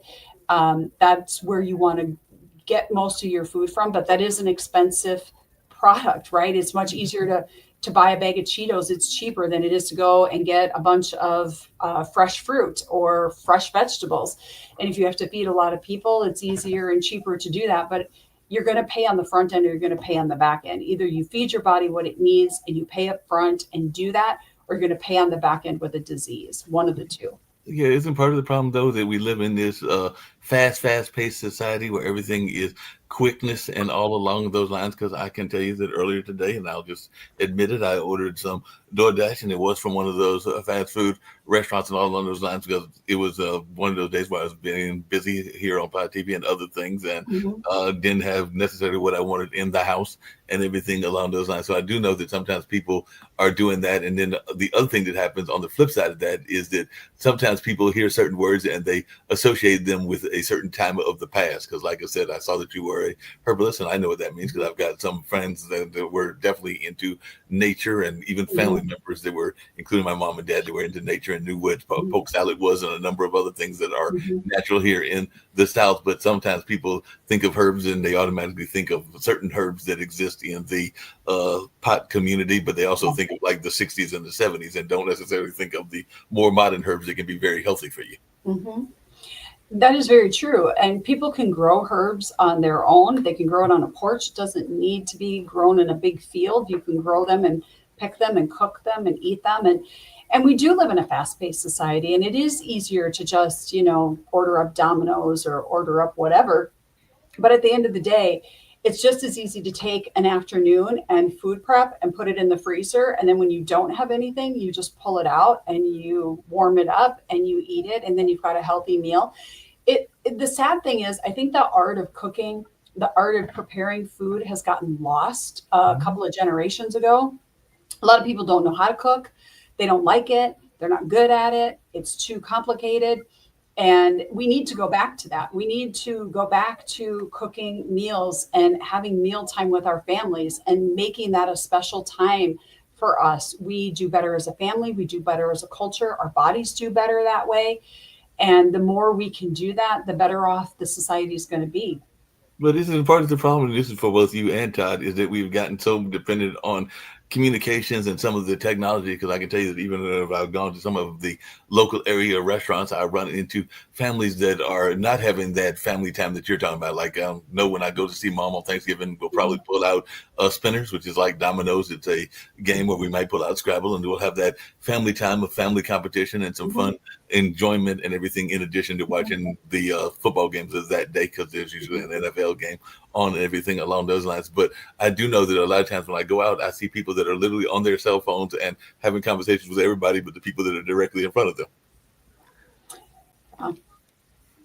Yeah, it's interesting. It reminds me of a conversation I was having with my 9-year-old niece recently, who was trying to get into cooking. And she was like, but I don't enjoy cooking. And I'm like, well, maybe part of it is that since you don't know how to cook and it's not always pleasant to do things that you're not good at, like you might start to enjoy it more as you practice it. But the other thing is also like being selective about what we choose to enjoy, because there's not like a single objective truth to what is enjoyable. Some people enjoy skydiving, others don't. Some people enjoy cooking, others don't. And I think there's a certain intentionality to like trying to find the joyful things. You could look at cooking as like, oh God, I have to go to the grocery store. I have to like wash all this fruit. Or you could be like, I get to like go to the store and see what's new. And then like when I'm chopping things, I get to enjoy the flavors. So there's like a degree of mindfulness of like, this is a thing that's valuable to me and I'm going to find a way to enjoy it. Yeah, that makes a lot of sense. Everything. I definitely want to hear your thoughts around that, Deb. But just in that same space, I've started doing more cooking lately just because my aunt has been bringing me some food that she's gotten from one of the like the church group that gives out food and all along those lines. So she'll stop by and she knows that I may not have enough in the refrigerator. So she'll supply something usually on a Friday. Lately it's been just about every Friday and everything that she'll drop something off. So I've found myself cooking things that I didn't even know that I knew how to cook. But when I was young and a teenager, I think, or maybe a preteen, my brother is actually a great cook. And part of the reason he's a great cook is because I'm a great reader and a great talker and all of those things. So at a very young age, he picked up the cookbook in my parents' kitchen and handed it to me and had me read it to him. And therefore, that's why he's a good cook. I mean, I'm becoming better and I'm pretty good at what I do and everything like that. But we developed those skills at a very young age because I think I was like, I think he was maybe 3 or 4. So, and there's a 7-year gap between us. So he was probably like 11. I mean, I was probably 11 at the time. So if he was 4 or 5, I was 11 or 12. Mm-hmm. I think there's a lot to do with that with technology. It breaks my heart to see families eating out and all the kids are on their tablet, the parents are on their cell phones, and they're all at the restaurant together. And that's just sad because it's not teaching kids to sit at a restaurant without being entertained. If the parents can't sit at a meal and sit with their kids without being entertained, without being bothered by each other, that's a sad time. It's sad to see that we've gotten to the place where human connection comes from this thing, the cell phone and the computer, and not from spending time with people that matter to us. And I get that families are busy and all of that, but this is your family. This is the time you're supposed to be talking about the day, sharing what's happened, sharing what's going on with your kids and what's happening in their life and those kinds of things. And when we're ignoring that and we're ignoring each other, it's, to me, it's setting our community and our society up for a demise that is, we're really going to regret in 5 more years, because the young people don't know how to communicate properly with each other. They don't know how to have a conversation. They don't know how to have confrontation with each other. They only know how to do it through electronic means. And that is a real problem. And we see it in the young people that we hire in our office. We see it everywhere we go. It's really sad, but we need to take these things out of our lives for a while and start connecting with people again. That makes sense. Dr. Deb, there's an issue that you talk about, and that we'll get ready to wrap up in about 15, 20 minutes and everything, but you talk about regularly and everything along those lines that I've been hearing more about in the news than I used to hear about and everything. Why are we having an increase in fibromyalgia and thyroid problems? And that's in both men and women, because I've been hearing more and more people complain about that than I remember as a youngster. And maybe they were talking about it and I just didn't catch it because I was a youngster and everything like that. It's definitely been around for a long time. It has escalated. A lot of it has to do with the 85,000 chemicals we have in our environment that we never used to have. That's a problem, a big problem for our thyroid glands. It's a big problem for our bodies in general. The electromagnetic field that we're being exposed to, the EMFs, the 5Gs, those things are creating a lot of problems for people in their bodies. They don't always recognize that's what the problem is. So everything that we have on Wi-Fi, that's all energy. And when we look at our bodies are energetic beings. We're just having a physical experience here. And we ignore all of this 5G, EMF, towers everywhere. We want convenience, but it's taking a toll on our bodies, very much so. And we've got to figure out if we're going to say, stop, we're not going to do this anymore. We don't need convenience like this. We can take a little less convenience for a lot more health, and people have to start making those choices. Yeah, that makes a lot of sense. One of the things we've been talking about on this network and everything, and I'd love to hear y'all's thoughts around this, because I've had different answers from different folks and everything, is this notion, because most of y'all are very confident individuals, and that's why I love having confident individuals on the show, and for the most part have had that and everything. But a lot of times people are hearing this notion of the imposter syndrome and not being as confident as they should be. I know that in my own life, I have not gone for jobs, and even at 60s, not gone for certain relationships and all along those lines, because I was too busy talking myself out of them and everything like that, whether it was the job or the relationship. So how do you deal with that? And what advice do you give to people that are not being as confident as they probably should be? Because that's basically what the imposter syndrome is the belief that you're not as good as you think, as others may think you are, and everything like that. Todd, do you want to go first on that one? Sure. Yeah, it's totally a thing. I still get imposter syndrome pretty regularly. I don't think it ever goes away. But I think it's actually a reframing that I've had for myself, is that kind of anxiety, that fear, like, oh gosh, maybe I shouldn't, is actually a signal to lean in. If you're afraid of something, sometimes it's like, okay, legit, there's a tiger outside, maybe don't go outside. That doesn't happen that much anymore. But if you're afraid of something, but you're also excited for it, like that kind of combination of fear and excitement is, I've been training myself, like, that actually means go for it, because it means I'm pushing myself. Yeah. What's your take on that, Dr. Muth? Yeah, I think we all suffer from imposter syndrome. I know I do as well. I think social media makes that a little bit more heightened for us too, because we see all these people doing amazing things and they make it look so easy. And oftentimes people aren't telling you all the failures they've had before they've gotten to one success, and they don't tell you how hard it's been. It'd be nice to see everybody's real story and their challenges on how they got where they've gotten. But I think too, I agree with Todd, like when you get nervous about something, we have to lean in and ask ourselves why we're really nervous.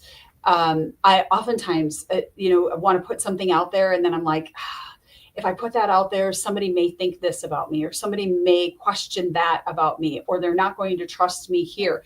And at the end of the day, does it really matter if the whole world trusts you or believes you or thinks anything of you anyway? But I mean, we all think that, but in the world of how many billions of people, does that one person that's going to be negative to us really matter that much? And unfortunately it does, because if you have 20 people saying great things about you and the one person says something negative about you, where do we focus our attention? We always focus it on that negative person. How can I win that person over?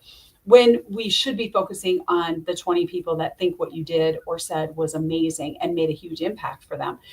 And I often will tell people, you know what?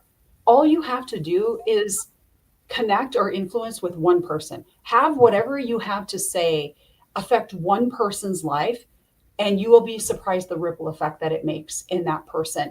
And by holding it back, you're doing a disservice to the one person you could have helped. It's not about the many, it's about the one.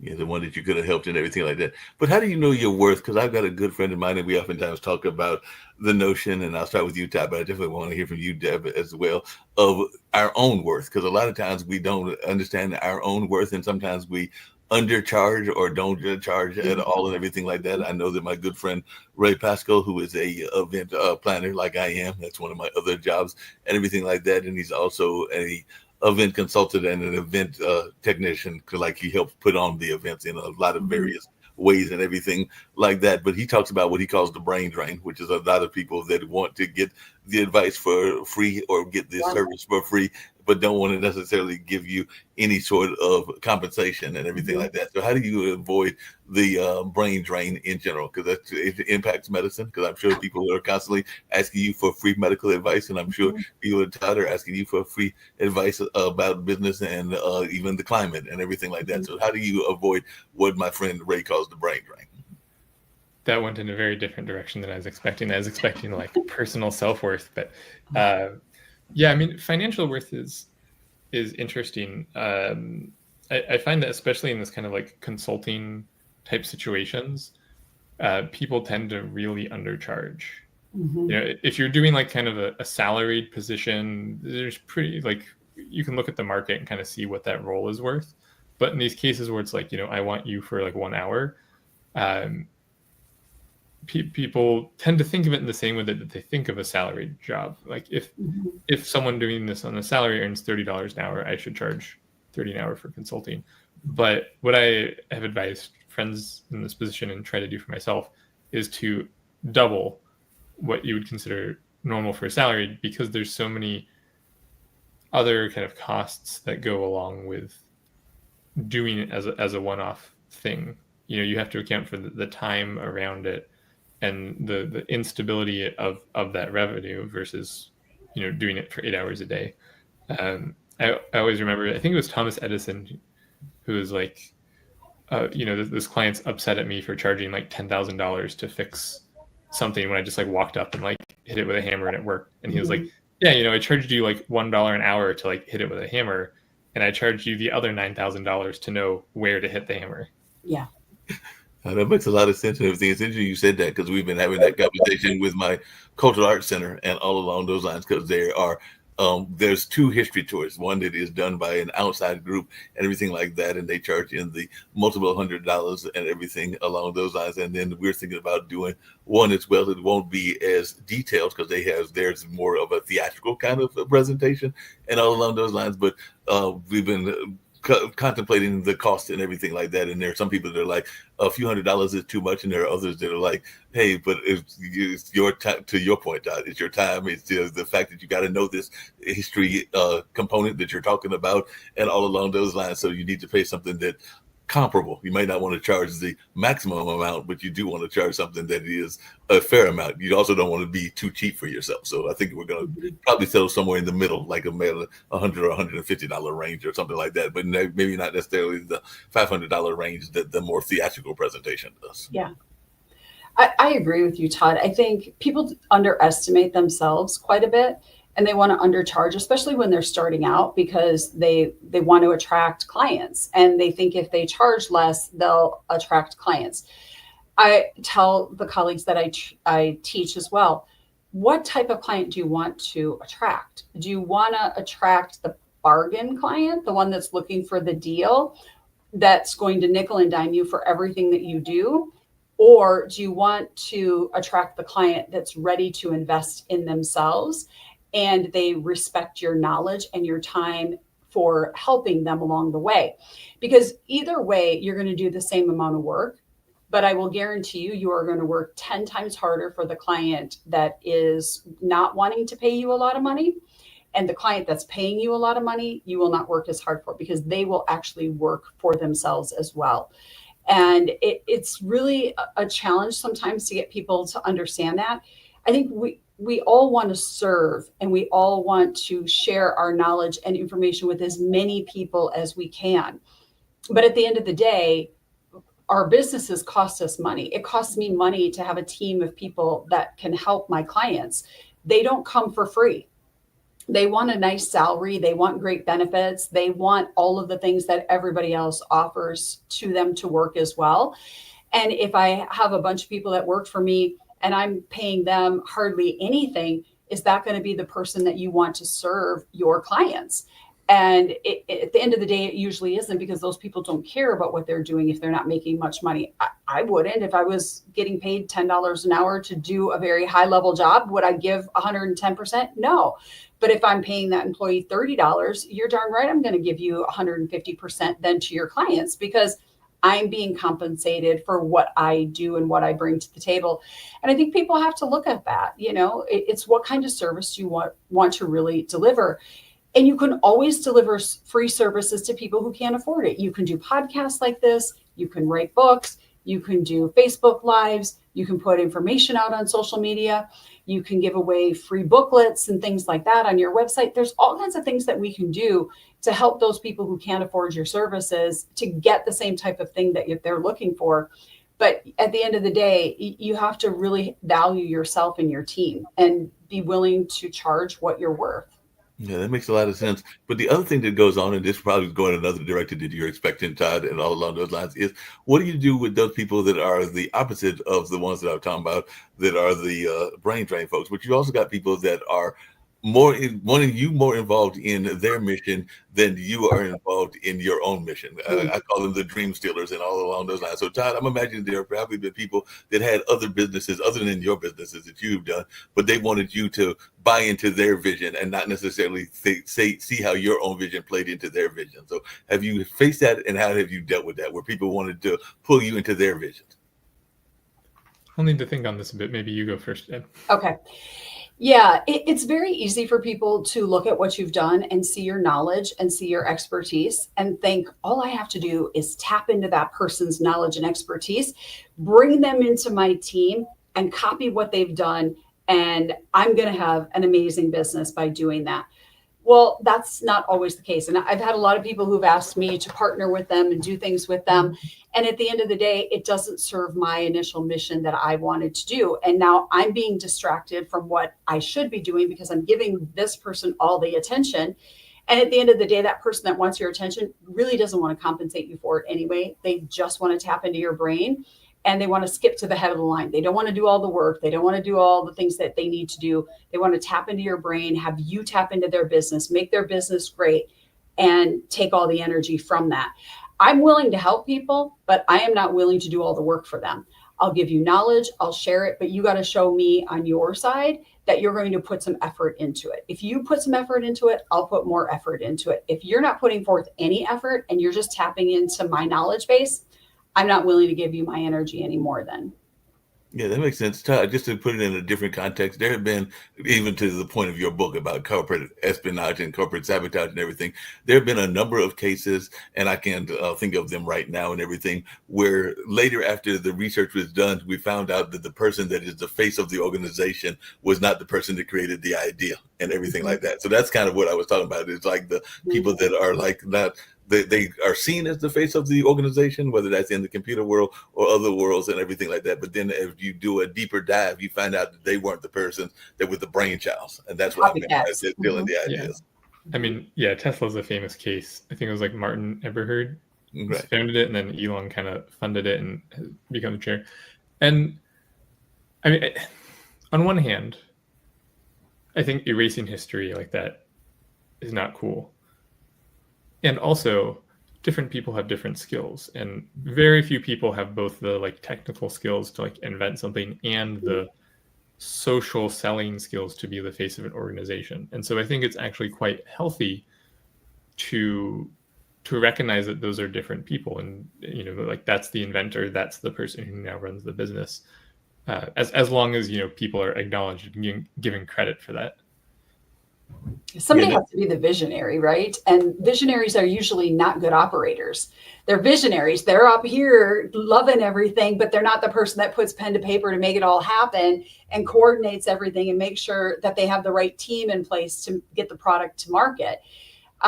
So like you said, Todd, as long as you're giving credit where credit is due and it's a team effort and you're not just stealing someone's idea, that's a great thing.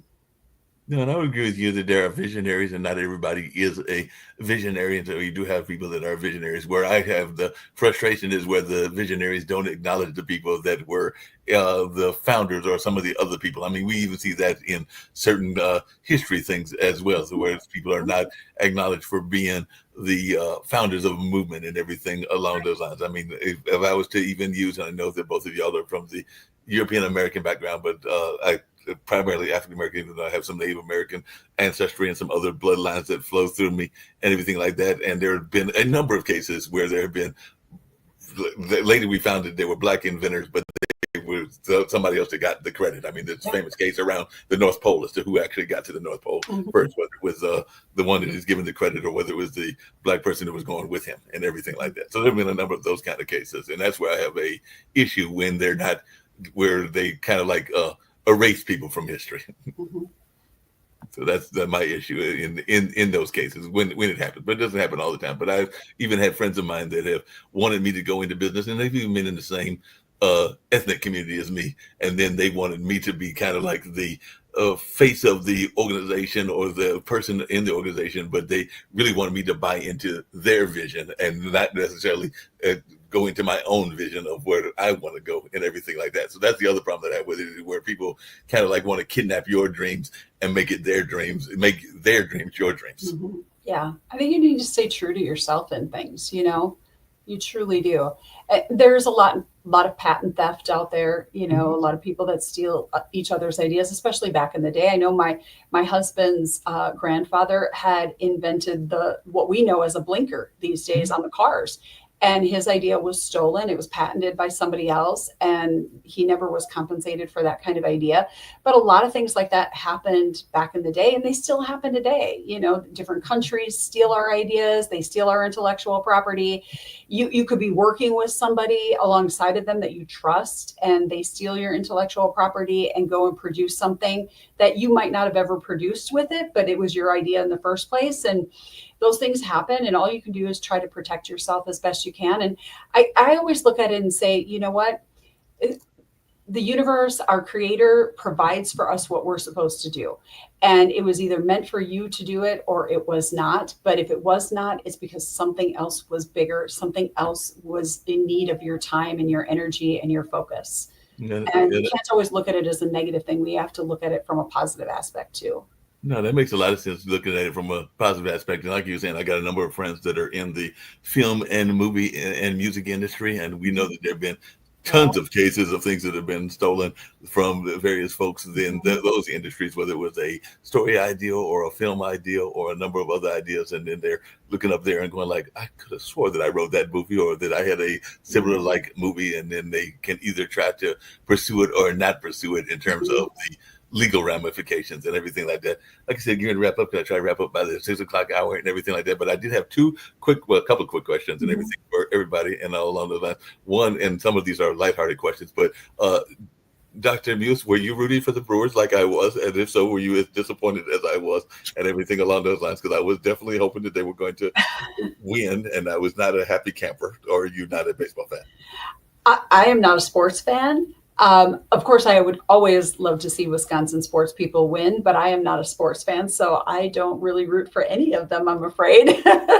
Fair enough. But like I said, I only root for two from the Milwaukee area. I do follow my Marquette Golden Eagles. They were the Warriors when I was there and everything like that. And they've had some success, and they definitely have had some successful players like Tyler Kolek and Oso and a number of others that are doing well in the NBA, and we'll see what the new crop does in the NBA in this season and all along those lines. But yeah, I do follow some of those. One of the things that I was talking to Todd about earlier was because book deals with this whole notion of surfing a hurricane, and I was talking about things that I was not going to do because I was not going to skydive because I had an ex-girlfriend that wanted me to skydive, and I just was not feeling it and all along those lines. So I just wanted you yourself, what are some extreme things that you have tried or that you want to try and everything like that? So Dr. Muse, what are some extreme things that you've tried or thought about trying that you have still on that bucket list?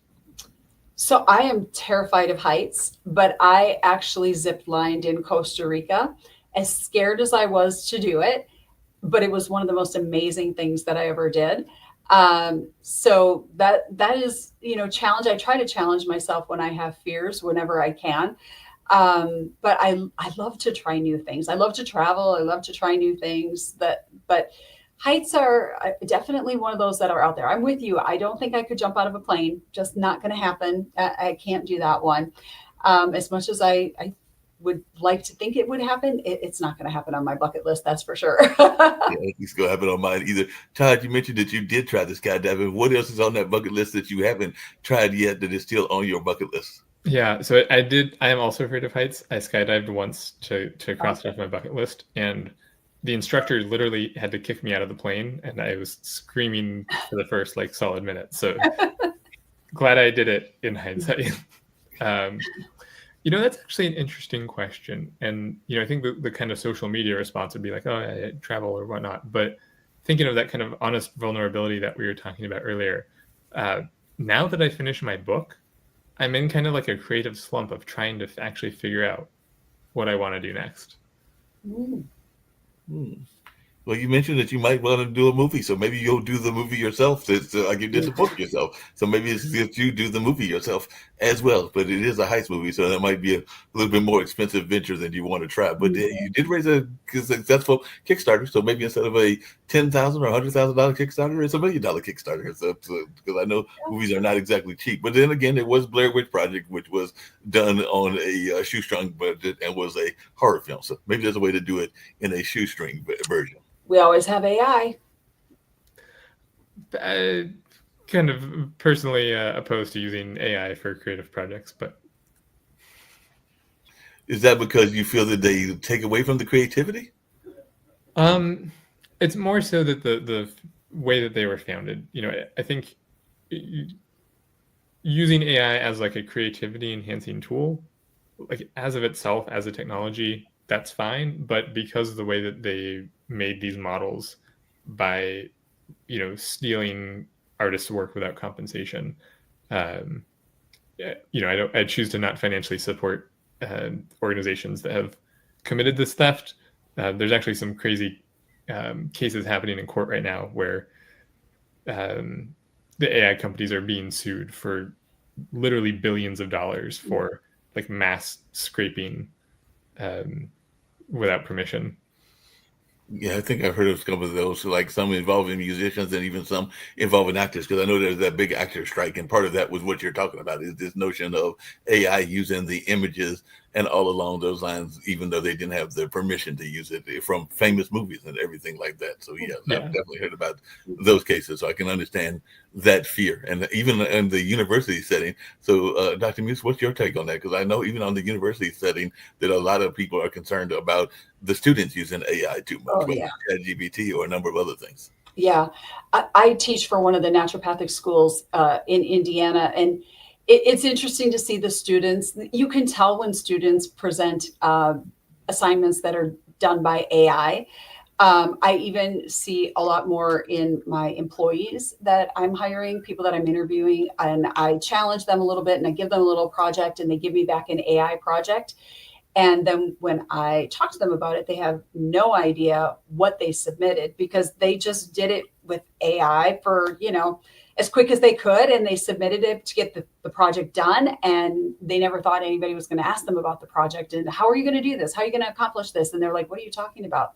They have absolutely no clue what they submitted. And I think there are some concerns around that, I've unfortunately made some hires of some people that I thought were amazing because of everything they've presented, and then only found out all of it was done by AI, and they never had any skills or intentions or anything to be able to do what I wanted them to do and needed them to do.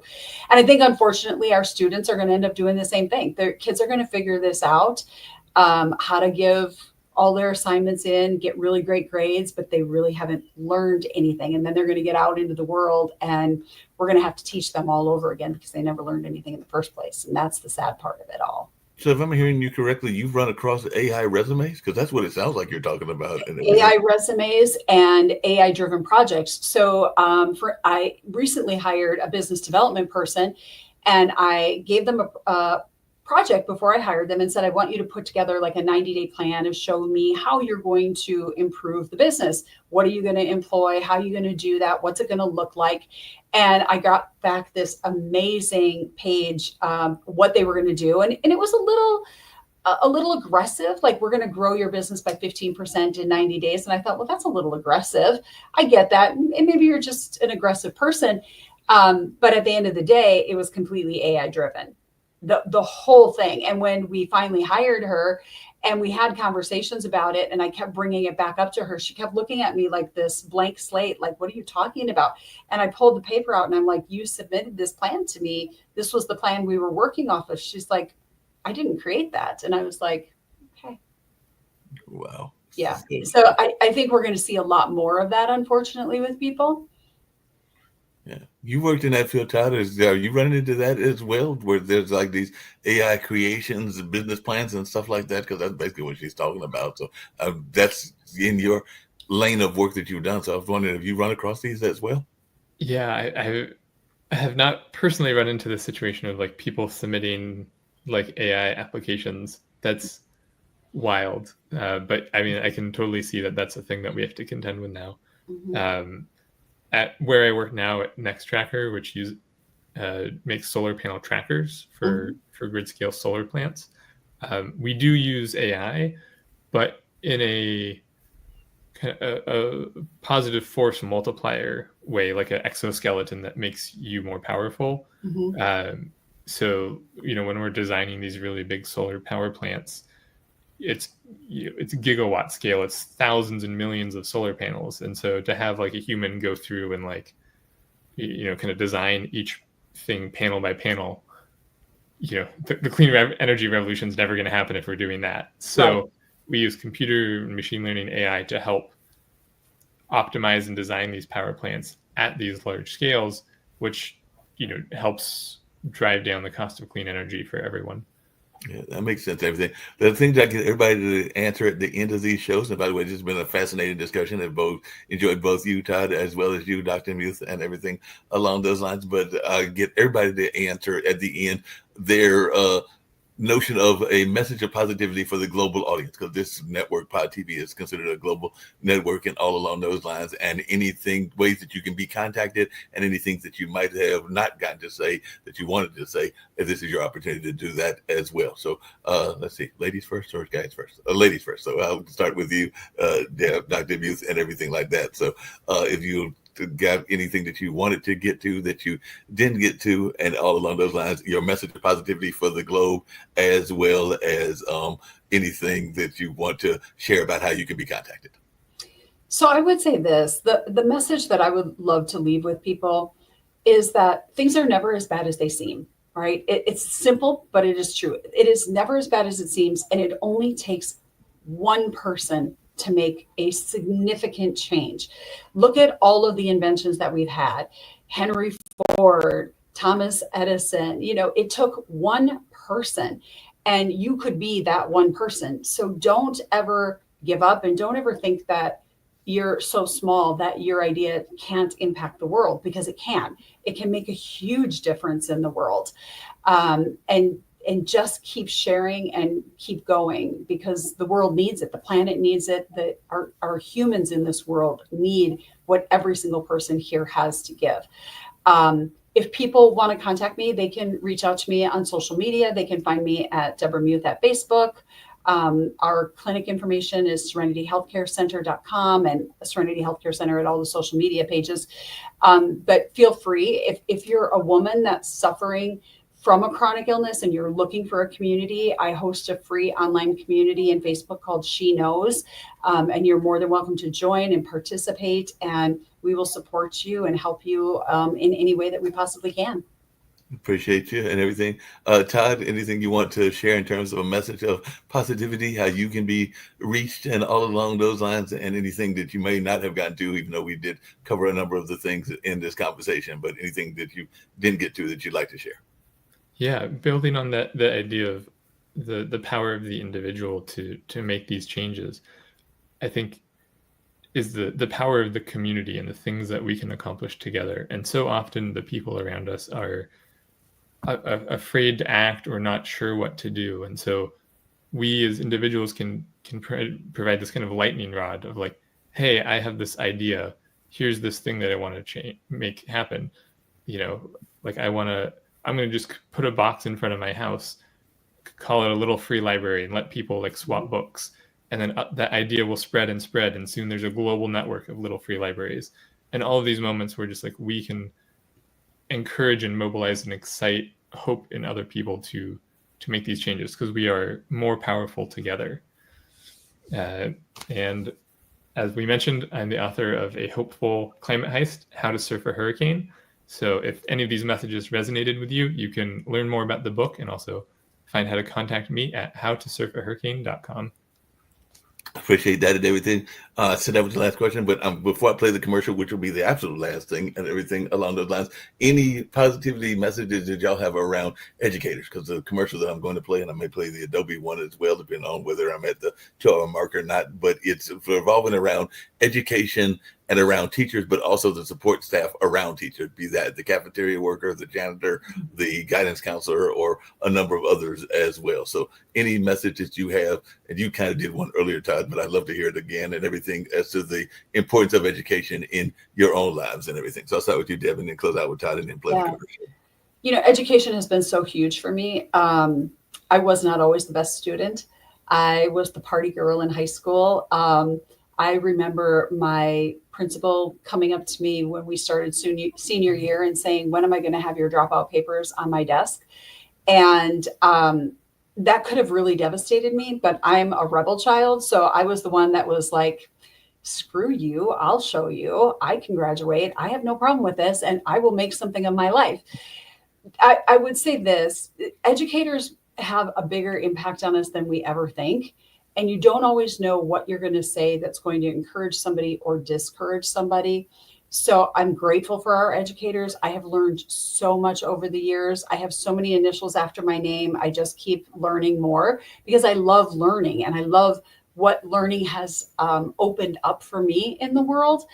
But know how powerful you are. And so much so, like, you have to take care of yourself so that you can be there for everyone else that needs you. And I think we don't take care of our educators as well as we should, and the support educators, but they need it more than anybody. They are in the trenches every single day. They see some really horrific things. They see some really amazing things that happen, but we need to take care of them, and they need to take care of themselves as well. Appreciate that. What about your thoughts, Todd, on educators and their support staff? Yeah, I mean, for anyone listening, I just encourage you to go and thank an educator. I'm personally so grateful for so many educators throughout my life who made such a difference in inspiring me to reach these topics. And I certainly would not be where I am today without even a creative writing teacher in high school who let me go the extra mile and do National Novel Writing Month, and in this world of teaching to the test, was willing to accommodate flexibility in a student in their creative excitement. So, I do think it's just becoming harder and harder to be a teacher, but especially with what we were talking about with AI, and it's the work is more important than ever. So, yeah, thank you to those out there who are educators. Mm-hmm. appreciate that. And on that note, we'll have this award that comes from Tulsa, Oklahoma, and they celebrate like I said, the educators and the support staff as well. But Dr. Muth and Todd, thoroughly enjoyed this conversation. Hopefully we'll get you back on another edition of the Online Dinner Party, but that's what I do. I just bring people together and we learn from each other. So this has been another fun conversation, and I hope you all enjoyed it as much as I enjoyed having the both of you. Thank you for having us. Thank you. No problem. I won't fold, I won't drop until we on top. Only going non-stop. I won't fold, I won't drop until we on top. Only going non-stop. I want to thank everyone for coming to the 2020 TAF Awards. This was a show like no other, people. This is the Grammys for dignitaries, educators, and support staff around the state of Oklahoma and worldwide. We cannot do this without the support of the people. So we thank you, I thank you for being such a dedicated supporter to this movement for the Teachers Appreciation Foundation. I thank you. I won't fold.